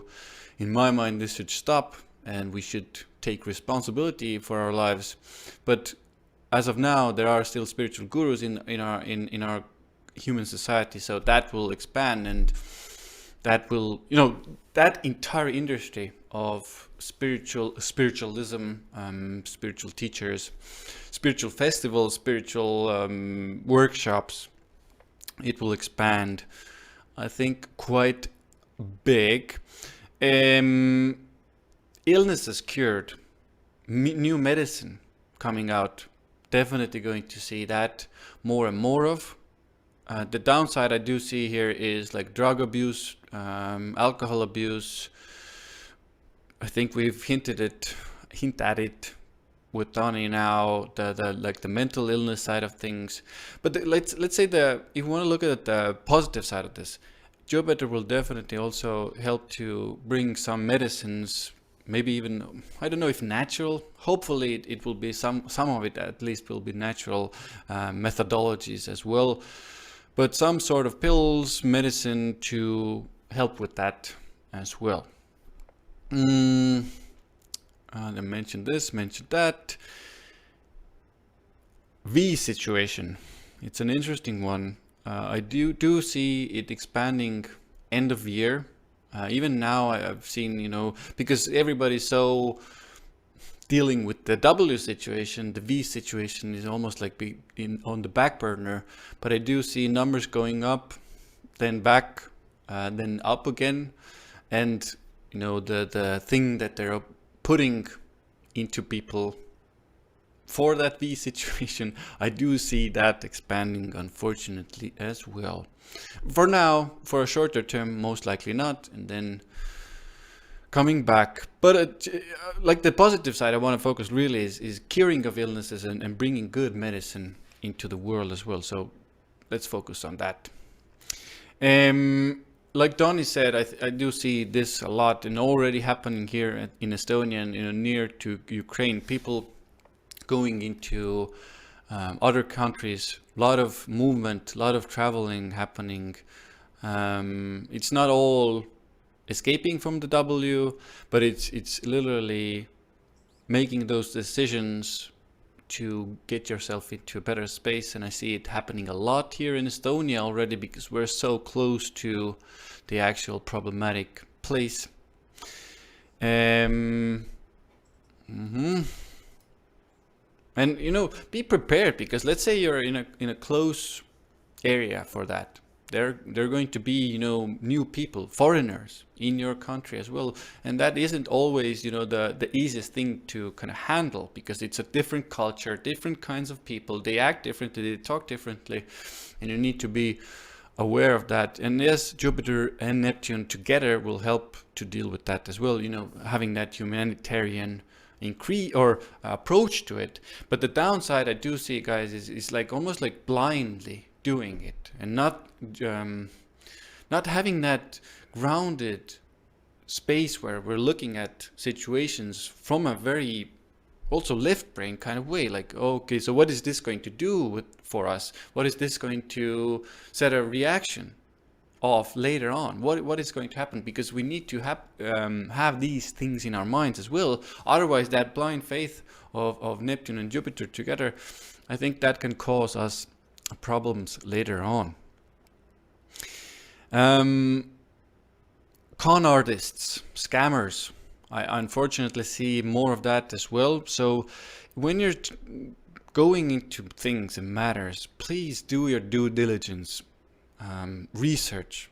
Again, don't blindly give your money to some weird guy on the internet that promises to do, I don't know what they promise to do, weird things. There are many weird things. What was that Tinder swindler guy type of person was on the news? And also Anna Delvey, was it? Inventing Ooh. Anna. Oh yeah, I think I remember. Inventing Anna, yeah, that Netflix series, yeah. God damn it, guys! This is unfortunately also the downside of this conjunction, and just be more. These people send messages from foreign countries, and don't give in to this, and really be on the ground with your feet as well.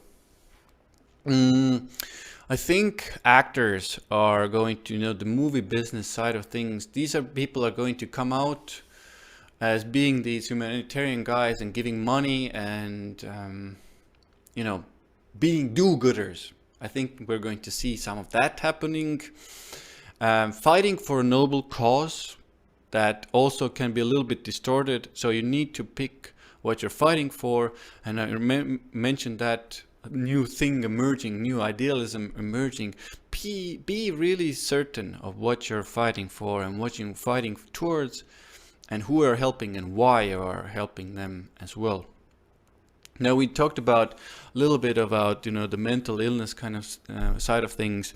Escapism will definitely increase, like I said, drug abuse, but also the second part of this is victimhood.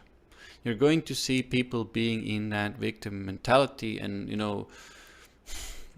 to be totally fair, people are in a victim kind of place right now. At least a huge, entire nation is being made into that, which is unfortunate. But we will see more of that. Kind of global mindset I do see happening here. Big global mindset, no borders, globalism, global government. Dreamland, escapism, spiritual cults, mentioned all that. Blind faith, What in a spoon? The last two things I have for this is being very naive and having a veil constantly over our eyes. Need to get why I'm repeating this so many times. The Neptune, guys, the Neptune, especially with the Jupiter, this is very, very, very, very almost. It comes in and you don't understand why you're just like in a weird space and thinking these things and believing these things. You really need to step yourself. Like, this is where I'm always like, be the observer. Be the observer. What are you actually thinking? What are you believing? What are these things? You know, take yourself and pull yourself for a moment out of that. You know, switch off the news, media, whatever spiritual guru you're listening, and for a moment, look at what you're doing. Look at what you're believing. Look at what you are putting and giving your energy to. And the last one is abusing drugs, medicine, with the excuse of a higher purpose, higher cause, and then getting lost in those dreamlands. So positives, creativity, spirituality will expand, new medicine, healing will come, people being humanitarian, connected to God, connected to other realms of existence. And the negatives, I'm not going to repeat. Let's focus on those things. And if I were to look at the point where this conjunction takes place and plot it into an astrocartography or ACG map, just like the previous Mars and Saturn conjunction map that I've plotted, you can see that Jupiter and Neptune, when they are together, it also crosses Washington, D.C. as well. But this time, it is culminating. So a lot of emphasis on the US in both conjunctions in April. One thing I think you mentioned, and I forgot to mention, I know it's happening already in Australia, but the floods. Yes, the floods in Eastern Australia. Yeah. It's a little bit of a concern for me, especially I do see more of that happening. So, hard to exactly say, where you're at, especially if you're lower places. I mean, already logically, I think it will take place more when Jupiter-Neptune is rising. That means you go back to this line, which is cutting across parts of Europe and also into the center of Africa. So let me just zoom this where it is actually where Jupiter-Neptune, when they conjunct, is actually rising. It actually cuts across Europe again. So I actually think about the floods again that happened 166 years ago, where this conjunction also happened in the sign of Pisces. And then 166 years later, there's going to be, when the conjunction happens, it's going to rise if you are in Europe. And also in the middle part of Africa as well. What this is also telling me is that it's also pertaining to the US, because it's culminating on the MC, cutting across the US, selling liquefied natural gas to Europe as well. That can be also one of the manifestations. On top of the floods and also all those things. And not to mention that Jupiter, Neptune, when their conjunct is actually in the fourth house or in its lowest point, opposite the midheaven, and this line crosses China and also Southeast Asia. So I wonder if there will be some kind of, on one hand, it could be natural disasters such as floods.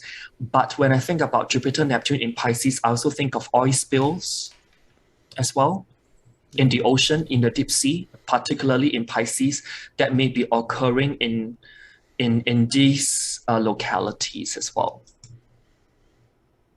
Not to mention that Jupiter-Neptune conjunct in Pisces, there can be like big dreams, talking very big visions and all those kind of things, or it can be mass deception as well. So I wouldn't pay too much trust and truth value into what you hear and see in the month of April. I think in short, that's what I have to say. But if I were to just bring it into perspective, the union between Jupiter and Neptune in Pisces follows the new cycles that's initiated between Jupiter, Saturn, and Pluto in Capricorn in the year 2020. And that correlated with the onset of the whole global pandemic. And the conjunction between Saturn and Jupiter in Aquarius at the end of 2020 that established a new volatile era that we are living in right now. And this new cycle is also at the backs of that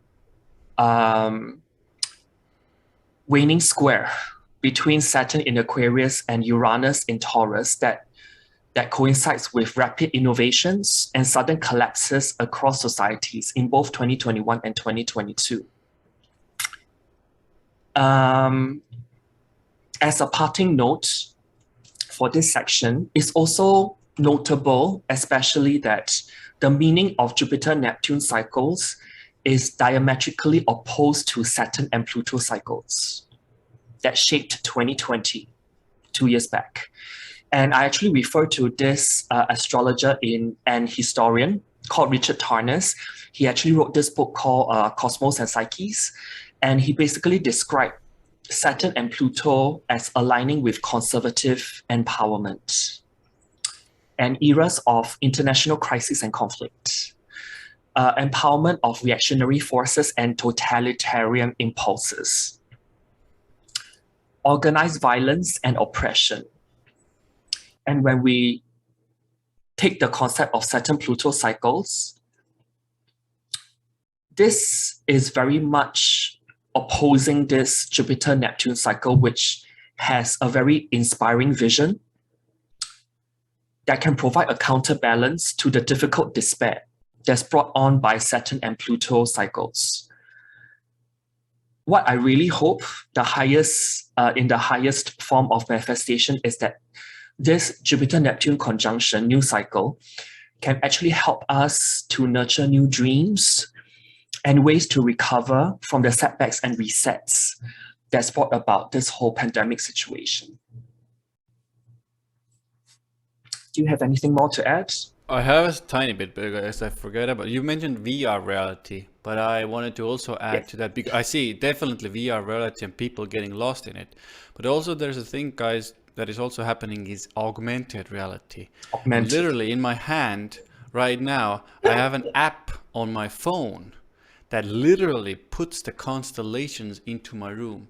So what it does is I point the phone on my room, whenever it shows which planets are where, which constellations are where, what is happening in the sky. So guys, this is going to happen more and more and more. Which in this case, obviously, this app is called Skyview Light. I think Skyview Light. This is a great app. Obviously, my bias with that is awesome, but it's really easy if you put on those glasses and put on those things. It's really easy to get lost in it. So let's do our best to find the things that are actually benefiting us, that are not keeping us stuck in addiction or in fairylands, but they also help us navigate this reality and navigate this reality with our hands and feet on the ground. At the same time, we are interacting with these new technologies. It's a tough one in Pisces where this conjunction lies, because on one hand, Pisces is a very healing sign, so it can bring around some kind of healing with this virtual or augmented reality. But on another, this can represent like massive escape from reality as well. Total escape, guys. This is the times we're living at. It's like we can escape or we can heal. Two things, very different, but very easy to get lost in one of those. Yeah. So on one hand, it's a very revolutionary kind of energy with this Jupiter-Neptune conjunction cycle. This new cycle that will last for the next 13 years. But then we got to really thread uh, very carefully later this year. That's where transit Mars in Gemini will be squaring this 23-degree Pisces point 3 times. And not to forget that when transit Mars will be moving back and forth in the sign of Gemini, Jupiter will dip back into the late degrees of Pisces as well, very close to Neptune. So indirectly, Mars will be squaring both Jupiter and Neptune later this year for a good chunk of a few months. And just make sure that in mostly in Q4, that there will be a rise of people within society that may act as a domestic crusader or persecutor as well. So look out for those people who like think they know that, like, oh, I'm supposed to save humanity, all those kind of BS. Yeah, I would say fake spiritual gurus and fake spiritual Oh yeah. fathers. Yeah. And also like Mars in Gemini, it can also be the swindler. Squaring Jupiter and Neptune, there can be more scammers as well later this year. But we will get to that when Q4 of 2022 swings around. Yeah. Okay. Full moon. We're going to Oh, the yeah. full moon. Got so many things happening, guys. I know. It's a packed month. It's a packed month, and let's take on this full moon as well, which is again happening in, we can say, a little bit of a strange degree, again via combusta. And guys, I want to say a couple of words about this 15 degrees until 15 degrees from Libra to 15 degrees to Scorpio. Now, the ancients and traditionals, yes, they said it's a problematic place. I've seen it, let's say, affecting in the real outer world. Yes, it is. But as someone who has their ascendant between those degrees, I can say it's not only bad. I've had many good things in my life happen. It's not only bad, and not only bad things are going to happen in my life. This is not exactly true.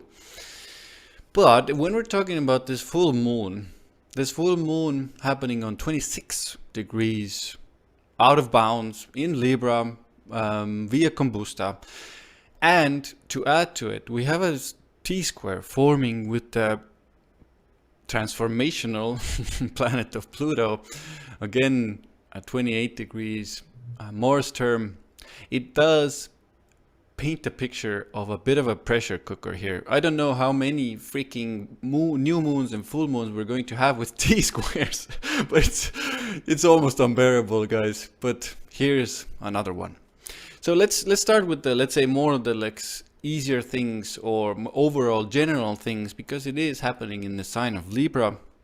So this means literally immediately that brings in relationships, business, pleasure, private, personal, marriage type relationships. And this is also going to be one of the biggest focuses on during this full moon. And a lot of you are going to see results from those partnerships. Some partnerships are going to be taking to the next level, new level, let's say.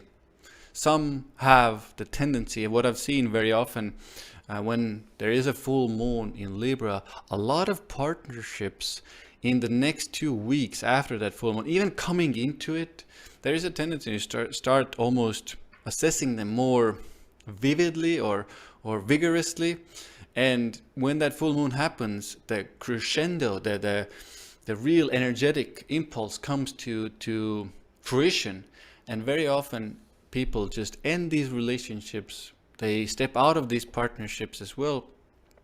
And just, because there are so many emotions, feelings happening during a full moon, especially now with this Pluto square, be, you know, be understanding.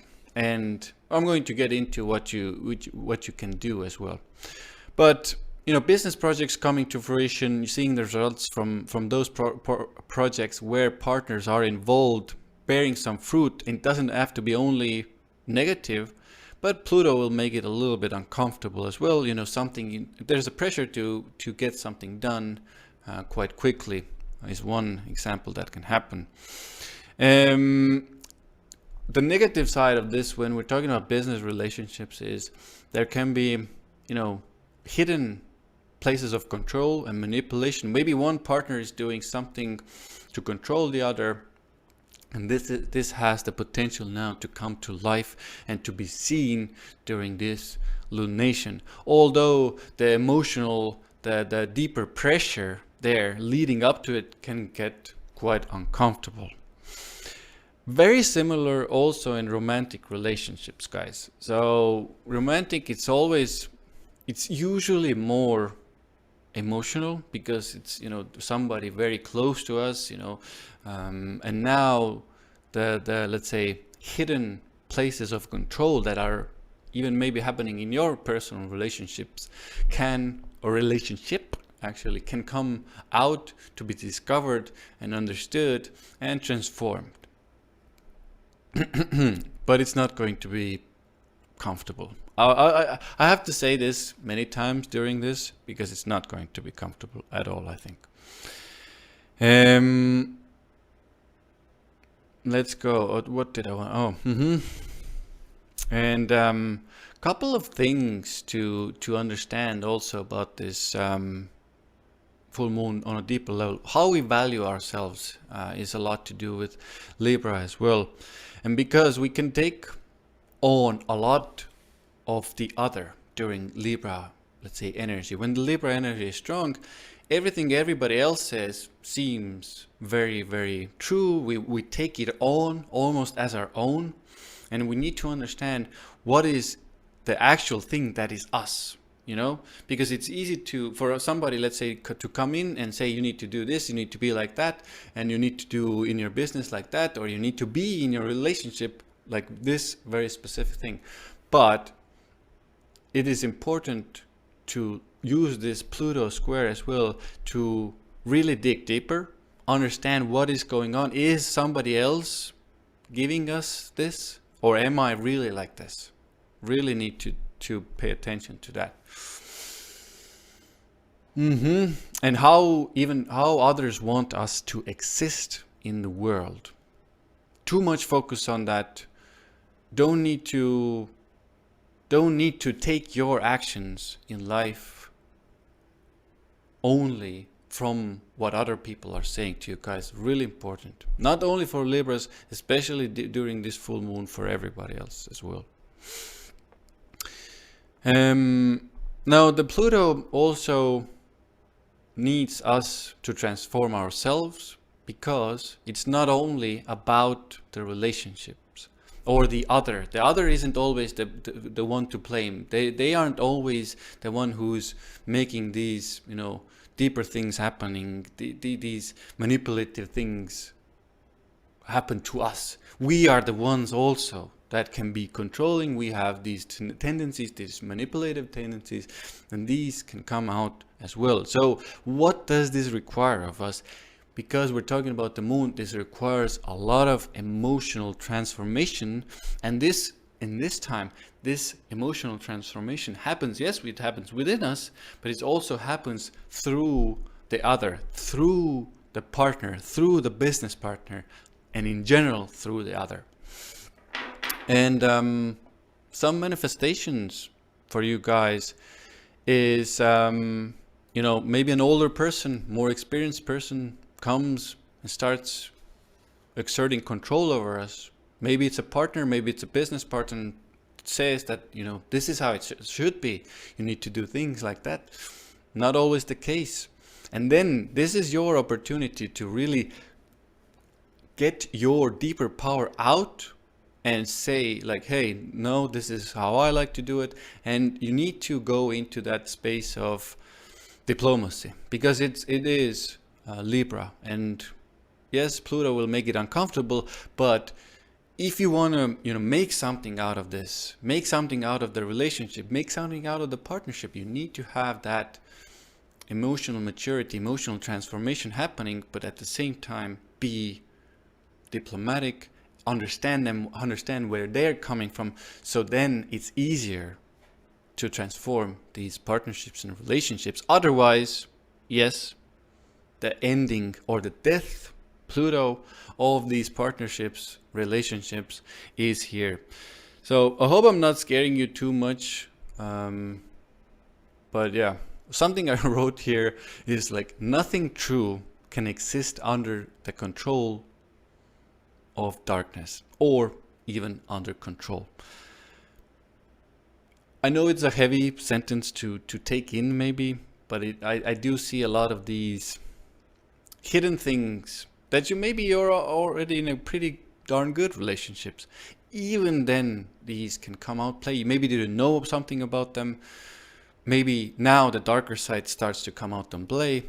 You need to transform it both in order to the relationship to be transformed. So what does Pluto also do here? I want to really prepare yourself, because when we're talking about a Pluto square moon, and this is a big part of this, sometimes it's easier, or the human mind thinks it's easier to suppress these feelings, to suppress everything and not say anything. Maybe it will take care of itself. The problem here, guys, is during this full moon, you won't be able to suppress these matters anymore. So outbursts, emotional reactions, they will escalate, they will happen. But if you manage, and this is the one of the key parts of this full moon, if you manage to transform your emotions, if you transmute your emotions and feelings into something higher, something true, bring those darker feelings that you have to the light properly, then you can use, in my mind, the Libra diplomacy, a diplomatic side, although yes, harder, because the Venus isn't doing as well as we would like. Yes, now it's in Pisces, but still, guys, I'm seeing now more of the, let's say, the qualities of the Luciferian Venus. It is, like Donny, I think, said in the last video, it's more masculine. So when it's more masculine, the diplomacy, it's harder to grasp. It doesn't mean it's impossible to grasp the diplomacy and to put yourself in the shoes of the other and to go into that space, to understand them. But it is a little bit harder to do right now. And what I want you to do is literally watch out for when you start to suppress these feelings and emotions. If you start to do that too much, that full moon will bring them out. And in the other side of this is literally, let's say somebody does, maybe it's a romantic relationship, maybe somebody does something that they are not supposed to. Instead of suppressing that immediately, and it's like thinking up some spiritual excuse why it's so good or okay, just say, okay, so this hurt me, I have a feeling, I processed this feeling, and now, after processing this feeling, I can ask you to do something differently. Please don't do that. Let's do something else. It doesn't have to be all emotional and reactions and reactive, etc., etc. It can be used to transform emotions. Now, I have a couple of more words here, a couple of more key words that I want to share, and then I'm done with this full moon. Understanding other people's perspectives. The other becomes important, but don't lose yourself in the other. What would they feel, think, do in this situation? Ask yourself that. I transform alone and through the other. Diplomacy and letting go. And I added here, we won't want to at first to let go. Now the danger side of Libra. And again, I'm putting shade on myself because I have Libra ascendant. And that's okay. I know that part of myself. And I, guys, want to say, I've been seeing lately a lot of these things is like, you know, we identify with the signs, and I'm Libra, I'm Scorpio, I'm Leo, I'm Virgo, I'm Pisces, you know. And when somebody says something negative or the downside of that sign, we get triggered, we get pain, you know, etc. This happens, guys. It doesn't have to be like that at all.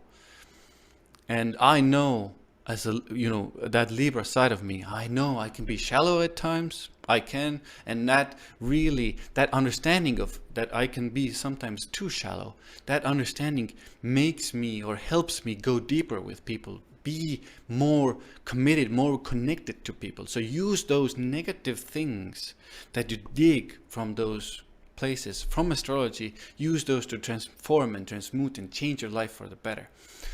And now what I wrote here about this specific full moon is being too shallow and not going deep enough. This is the kind of can be the Libra way. It's like I'm on the surface, but there's something percolating underneath. Maybe it's some secret. Maybe there is some pain. Maybe there's some thing that needs to be talked about in a business partnership, in a relationship. This will come out.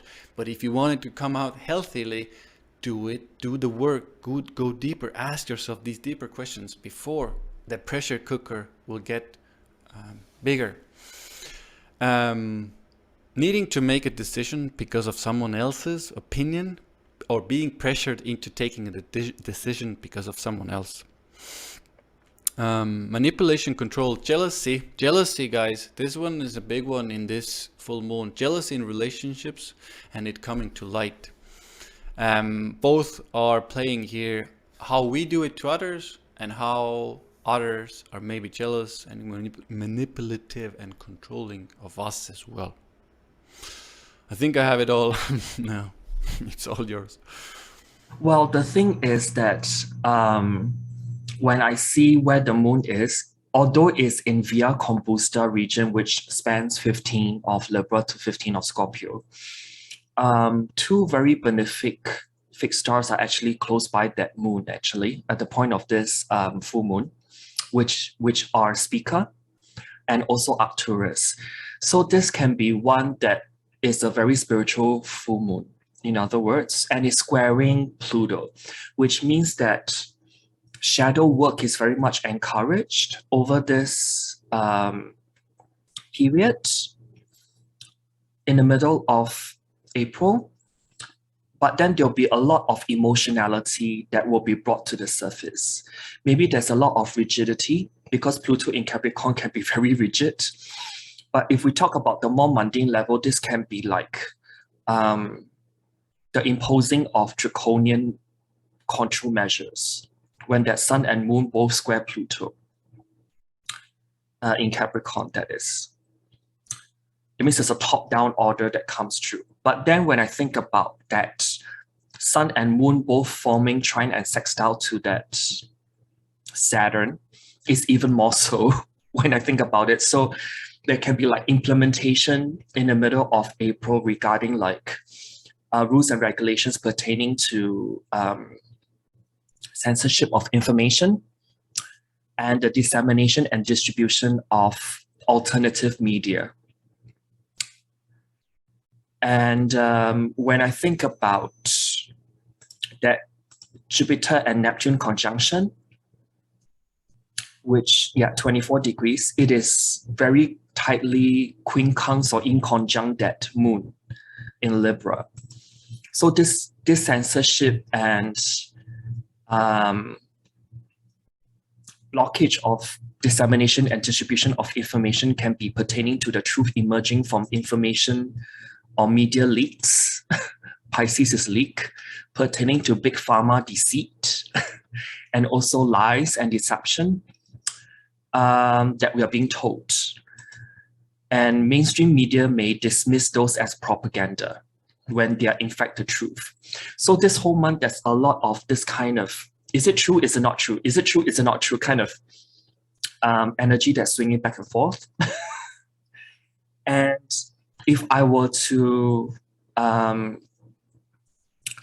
look at the Saturn-Pluto midpoint, which is the shortest distance between these two planets, it is close to exact square to Mercury and Uranus conjunct in Taurus.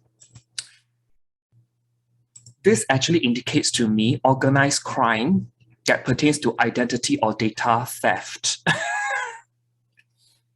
It's even more so, so ensure that you physically back up your most accessed social media or banking accounts in case those things go down. And it may not be an idea throughout April to hold more cash if you need to buy stuff. I do see some of the ATMs may be hacked into as well, and you may not be able to draw money very close to where you are. So one of the things that I want to reiterate here, but I would say that this full moon has a very big spiritual potential if you want to really illuminate the shadow self and do some shadow work pertaining to that. Because that moon that conjuncts fixed star Arcturus and Speaker can really bring about the finer cosmic energy to you in order to transmute stuff. I know I'll be doing some kind of spiritual work over this, this upcoming full moon. Yeah. So do you want to move to... I have one more sentence that I forgot to mention. Yeah. Is it's almost like the fear of being controlled or manipulated can come into play as well. Like, oh, I'm so controlled, I'm so manipulated. And the gist of this, guys, is to actually, like Donny said, and I repeat it, I think as well many times, is like do the inner work. Doing, releasing, transforming those feelings and emotions. Then after the full moon is done and the square turns into a sextile, then you can actually feel empowered as well. And this is important to understand that, because it's not like Pluto and moon square immediately just bad things and oh, I'm feeling powerless and there's people trying to control me all the time. It's a matter of going deep and transforming your fears, emotions, and then out of that becoming or coming into power or being empowered through that process. Wow, the full moon like squaring Pluto and sextile and trining Saturn, there can be something in the world that is very destructive and very militant. Nuclear stuff can also be brought into the picture with the Aquarius Saturn, and with that Pluto as well, something atomic. So it may be like the culmination of a lot of collective and global fear and mongering that's been going on as well. I totally agree. Yeah. Because, guys, it's not only about personal level, emotional, psychological transformation. It is because, these two are meeting, and it's so powerful during a full moon, or 3 even, we can say, that the fear can be really palpable, like really feelable and touchable, almost, we can say. Well, there we go. But then we end the month with just boom, bada bang, you know what I mean? So we've got a first solar eclipse of the year, and it's a partial solar eclipse. And this will be happening on, April 30th. For me, it's going to happen in the early mornings of May 1st. So depending where you are, in which part of the world. But then this is an interesting partial solar eclipse, because 18 months later, this solar eclipse will progress into a partial lunar eclipse happening on 28th to 29th of October of next year at 5 degrees of Taurus. So there will be, this is like a seed that's planted that needs time to play out. And we will not see the true impact of this solar eclipse until 18 months later in late October, close to Halloween, actually, next year.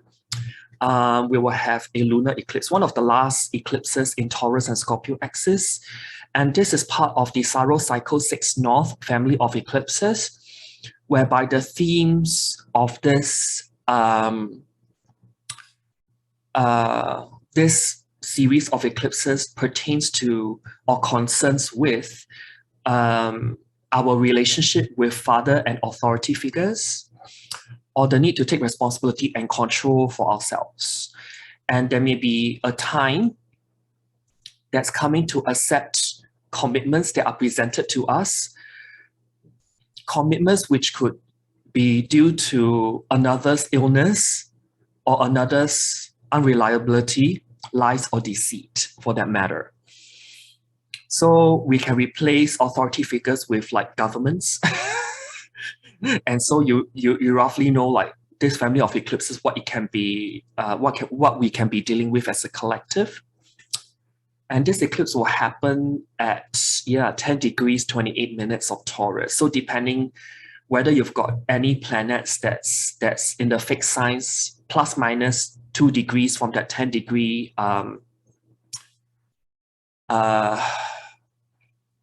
eclipse point, then this eclipse is for you.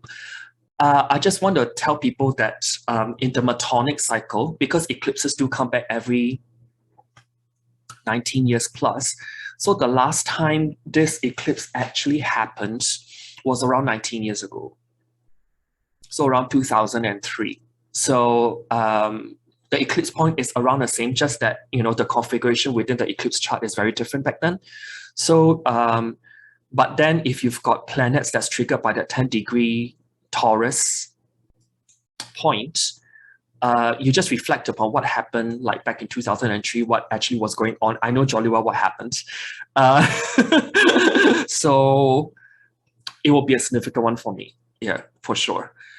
And this particular partial solar eclipse will be visible in South and West of South America. It will be also visible in the Pacific, Atlantic, and also Antarctica as well. And just one note, with this solar eclipse, we have just stepped out of that retrograde free period, because if you see, Pluto has just gone retrograde. And this will be the first of many planets to come that will turn retrograde. And Pluto will come first. I think the next one will be either Uranus or Mercury will turn retrograde. So we will be entering a period within this year, after April, that there will be one by one that the planets just turn retrograde one by one. And it just stacks up in terms of energy. So we'll be revisiting whatever that we've experienced in Q1 of 2022 altogether. So what's very interesting in this solar eclipse is that Uranus is very much highlighted.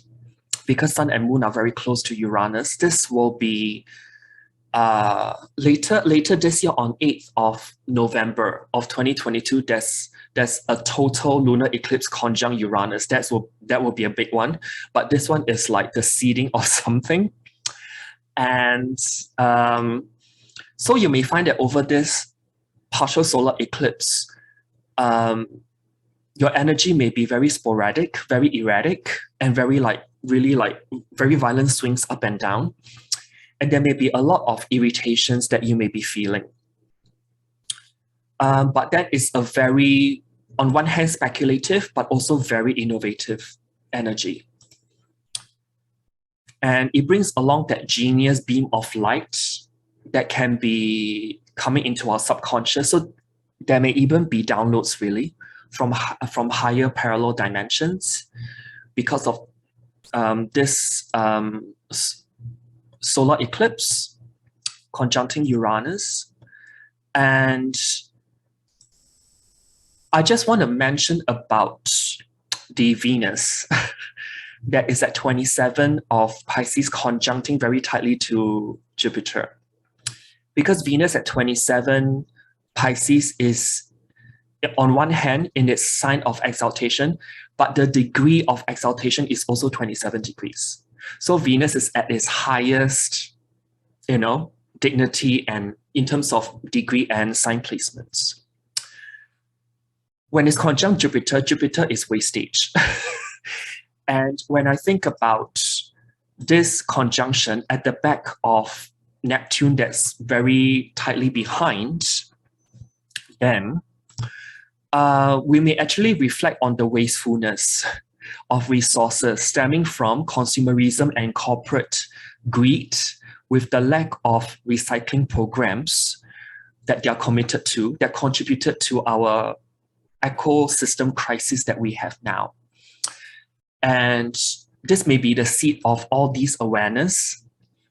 And we will actually see the full impact 18 months later when this partial solar eclipse becomes a partial lunar eclipse, very close to Halloween next year. We will see everything coming into fruition because full moons do that. That's 18 months down the road, close to Halloween next year. And we will see the true impact of what I call the everything bubble fully bursting then. So now it's like this pressure cooking, resource-related austerity or lack of that we are facing because we've been wasting so much, building unnecessary stuff or using resources, things like fast fashion. I really hate fast fashion, honestly, because of how much wastage actually goes down the drain. And however, all these realizations as it is unfolding from this partial lunar eclipse towards that Halloween 2023 lunar eclipse is really pushing us to find alternative, innovative, and more importantly, sustainable, because the partial solar eclipse is in the sign of sustainability, Taurus. In terms of research management and exploration. And when I think about this partial solar eclipse as well, there can be this kind of, at least on the short to middle term, some kind of loosening of global mandates and regulations pertaining to socialization restrictions. I don't want to throw a dampener because I do see somewhere along down the line there may be more lockdowns. But hey, enjoy it while you can. That's all I can say. And I also want to bring in this Vedic term called Kala Sapa Yoga. And all the planets are within the bounds of the North and South Node. We don't talk about the moon here because the moon just darts around the zodiacal wheel so fast. And under this solar eclipse, we do have Mercury, which will get out of the bound of the North and South Node. But having said that, Mercury at 0 degrees of Gemini, it actually conjunct this fixed star called the Pleiades or Alcone, Alcyone.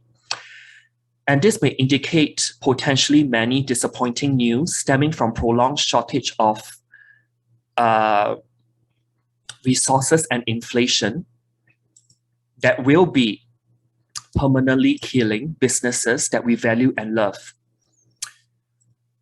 On top of that, there may be some kind of the V impacts with regards to physical and mental development within children who are the silent sufferers over this pandemic as well. Alcone or the Pleiades is also a point where things that we might reject because we don't want to see or refuse to see something. We don't want to acknowledge something, basically. There's that kind of energy. And this may reflect upon an issue that's brought up by the news that we may choose not to see or acknowledge, or not able to or willing to acknowledge. For that matter, there may be something around this solar eclipse that may bring up that as well. And last but not least, I've actually written here that investors in the stock market may get a rude awakening with market chaos from blind spots. That's that Mercury conjunct Alcone or the Pleiades fixed star again. And not really thinking deeper into the fundamental mechanics and forces that's currently operative and active globally.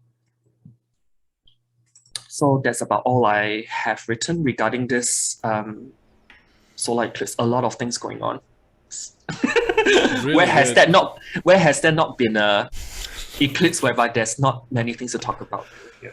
Yeah, good point.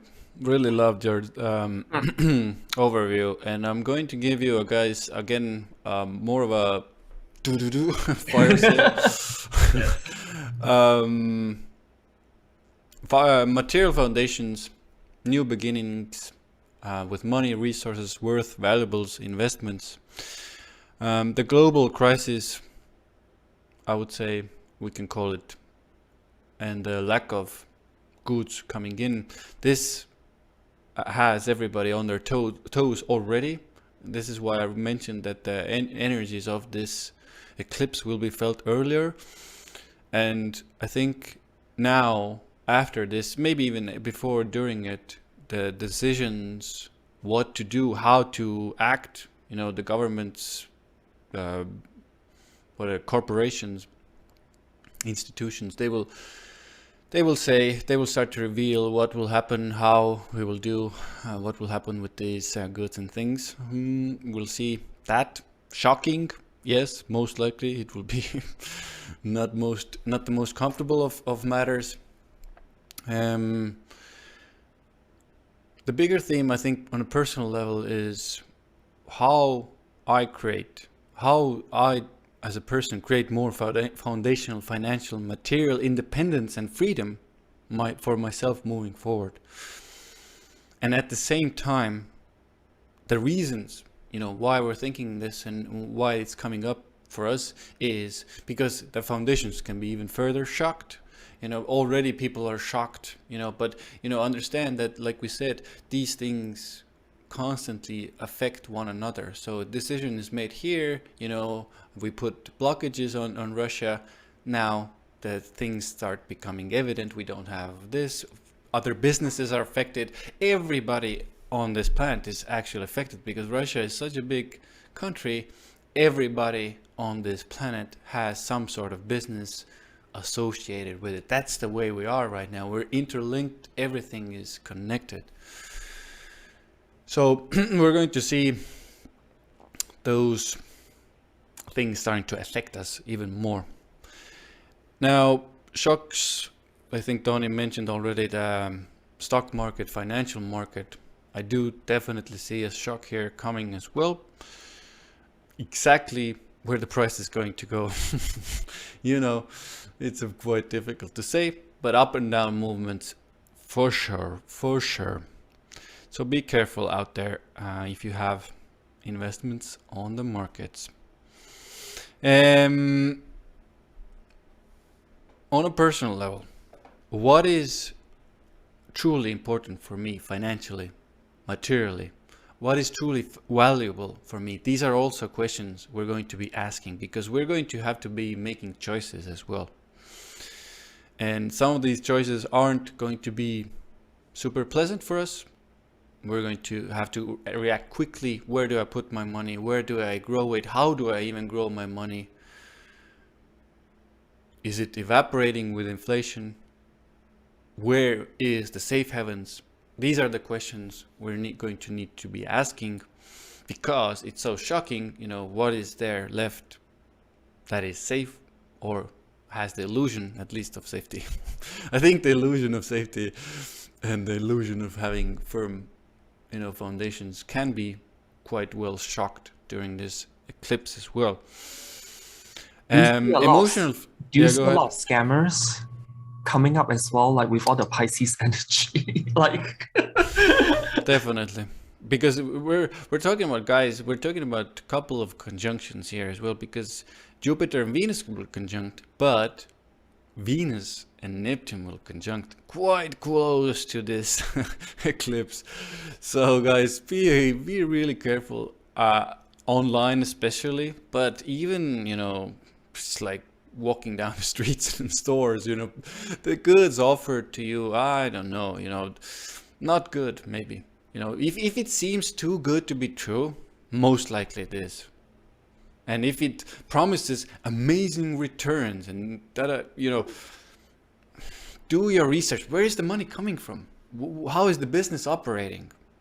These are good questions to ask because, when you're out there online, anybody can do a fancy website and put in, fast returns, financial freedom. But where is the money actually coming from? Ask yourself, is the business actually operating? Really important questions to ask.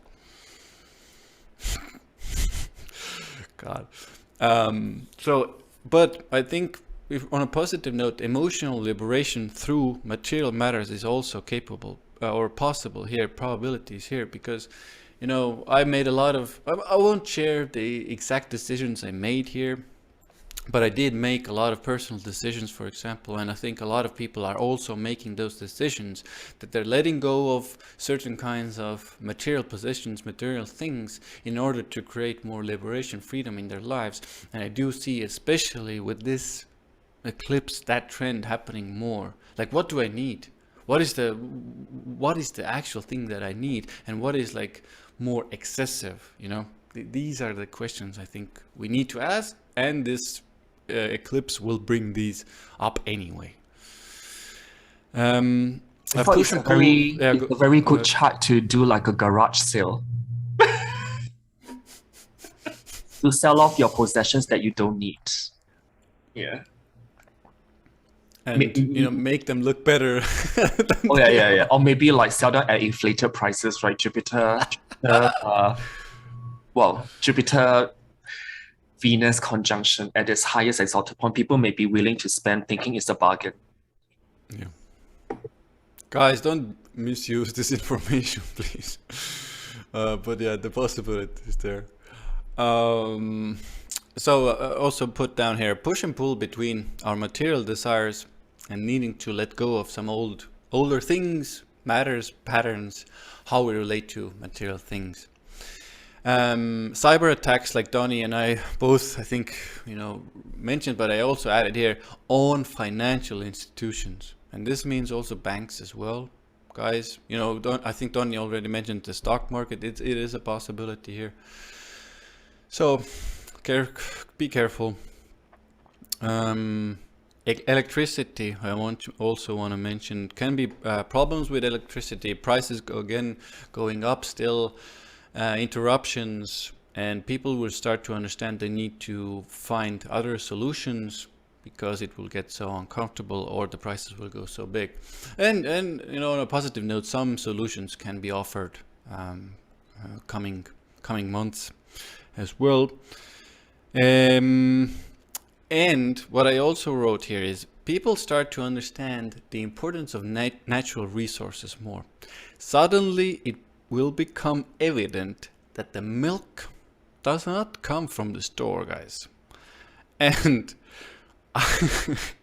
when I was writing this, guys, I was laughing, and I was like, well, who thinks like that?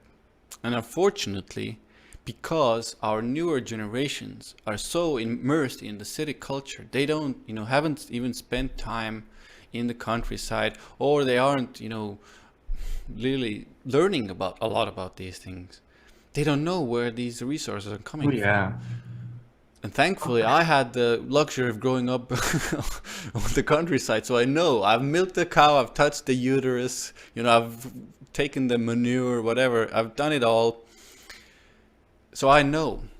I had a good laugh the other day while queuing up to buy some groceries, and this kid said, "Don't cows drink milk?" Thank God I'm wearing a mask, But this is a problem, guys. We're laughing. I know we're laughing, but it's dark humor. It's dark humor for me, especially. But it's a worrying sign. It's a worrying sign when children think cows drink milk, and the milk comes from the stores. It doesn't. There's a process. People are doing it. Machines are doing it. It's coming from somewhere, and people need to understand that when you put on sanctions, etc., it will affect everybody. If you change laws, for example, if you change laws, it will affect the way we create or grow food. So these things are connected. Piggybacking off you said, right? A lot of people don't realize that we are in a major shortage of fertilizers to grow crops. And where does the nitrogen compound that's used to actively used in agriculture come from? This comes from oil. Guys. And you can see Teach how your the children. supply chain just kind of like, trickles down into what we are having now. I don't know. Which brings me to my next point is supply lines. Troubles continue, become more evident. New crypto projects, but I think here I want to say new government crypto projects can be revealed. It is a longer process, but news coming in more, and we will see it moving forward even more. They want to do the government crypto thing, and then want to digitalize it. I think one of the couple of last things I have here is limiting our desires, limiting the need for our material desires. People will start to think twice if they start to buy some luxurious goods. And we will start to think also on a bigger scale, like Donny said, fertilizers. Where are these things coming from? How do we build better structures? What do we need to do now as a society to build something that is more sustainable? Like something happens, we can sustain ourselves. Actually, where do I see this is because the asteroid series at 24 of Gemini is squaring 3 planets in Pisces. So there may be, because Pisces is oil, right? Series is about the agricultural aspect of things. So that's why this leads me to think like the whole fertilizer shortage is going to be even more pronounced, because we need the phosphorus and we need the nitrogen compounds in order to grow commercial crops. Yeah. And I hope people know that how much it is okay to buy ugly fruits and vegetables as long as they're edible. Everything that ends up on the shelf of the supermarket, they're the pretty ones. But how many layers of sorting and how many are being thrown away along the way? That's totally edible just that because you're ugly. Yeah, it's crazy, guys. And I've even because we for our family we grow our food as well on our farm. We have a farm, but it's like even there are sometimes wastefulness happens even there, so you need to think about it. And it doesn't matter. It basically doesn't matter that it looks bad, the nutrients and what is it, the word that I'm looking for, what you need to get from the food is usually there, if it's not some sort of spray thing, but the nutrients are there regardless of how it looks. Yeah, that's the thing. The last thing, yeah, go ahead. How come I do see that they're trying to push the insects as food agenda as well? Oh, interesting. Because like when I see Mars, Pluto, Venus, these planets cohesively actually talks about insect as food, and Mars is connected to Uranus, and also the Sun and Moon. Guys, if this happens, I mean, we need to, I don't know, buy Donny a coffee or something, because this is to pick up something like that from a chart is pretty darn good. And let's see if news come from that. But I think even from a logical perspective, times are tough. No, I mean nothing like this should shock you by now. You know what I mean? Yeah. No. Yeah. And I think the last thing I want to say about this, the energies that I see coming in here, are these problems that are happening, the governments that are making decisions, people are suffering, prices are rising. We've been talking about protests for a while anyway, but this will add up, and more people will go to the streets, and more protests will definitely happen still this year, guys.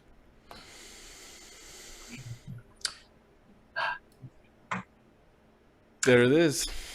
I know there's a lot to dissect, right? It's such a loaded April to start with. I just want to mention here as part of the outro that while Ian was you know, giving all his wisdom and knowledge to you guys, I've been also Googling whatever that's been going on in the news to kind of paint for you what's coming up potentially in terms of planetary manifestations. And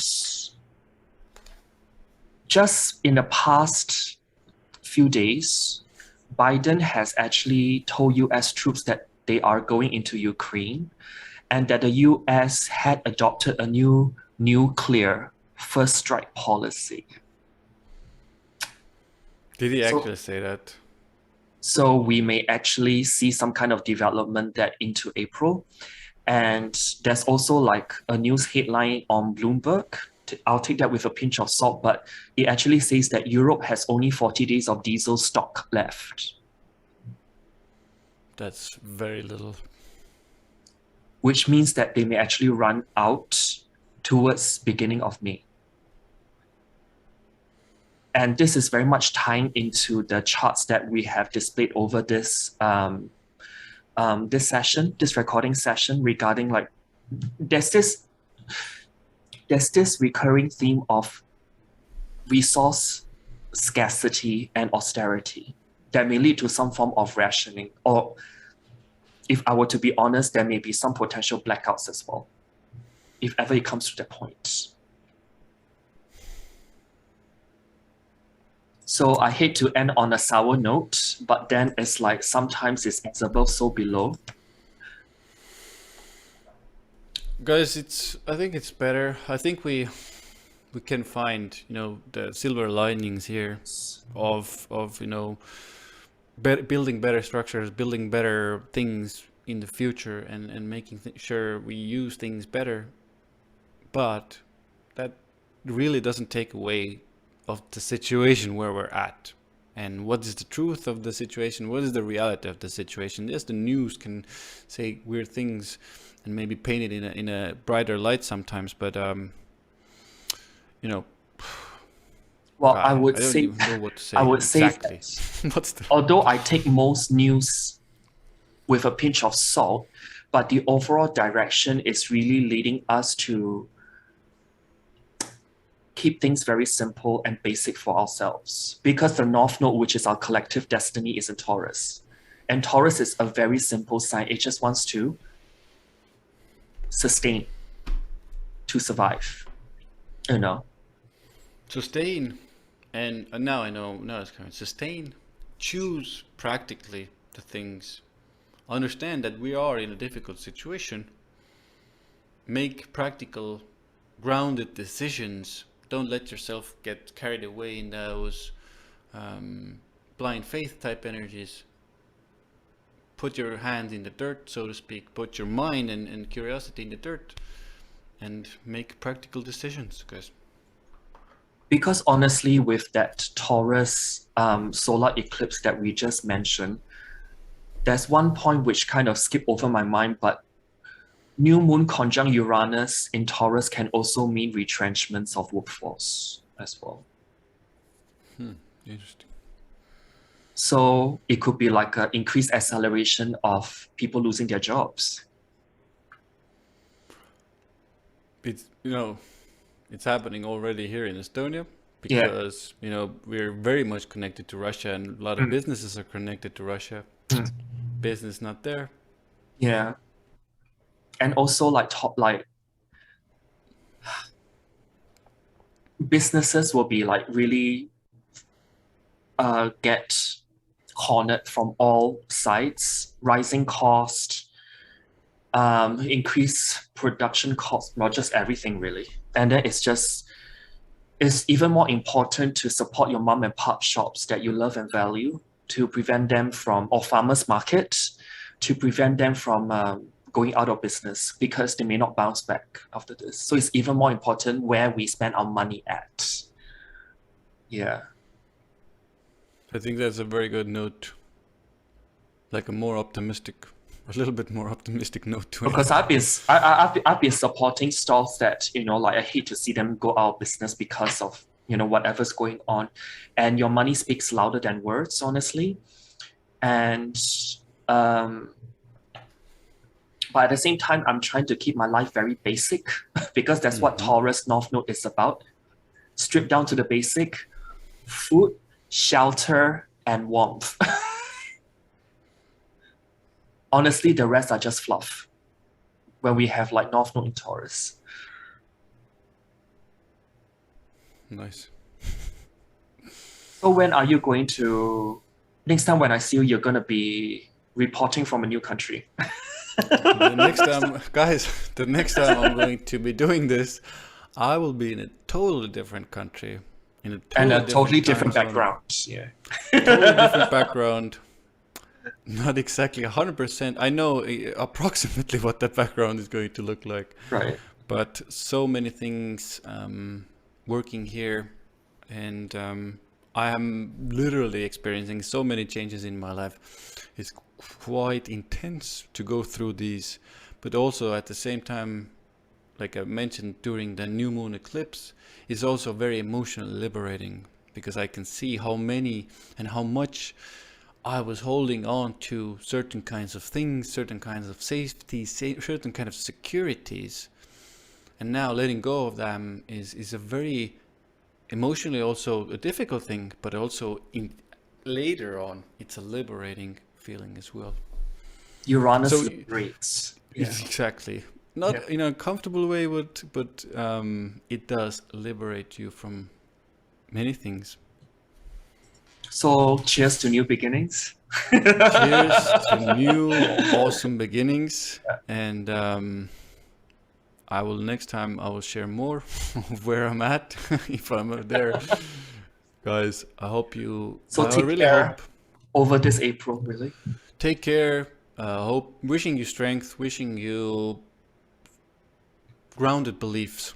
And if you want to work with us, the link will be in the description box. And see you again in the next month's overview. Ciao from where I am. Bye.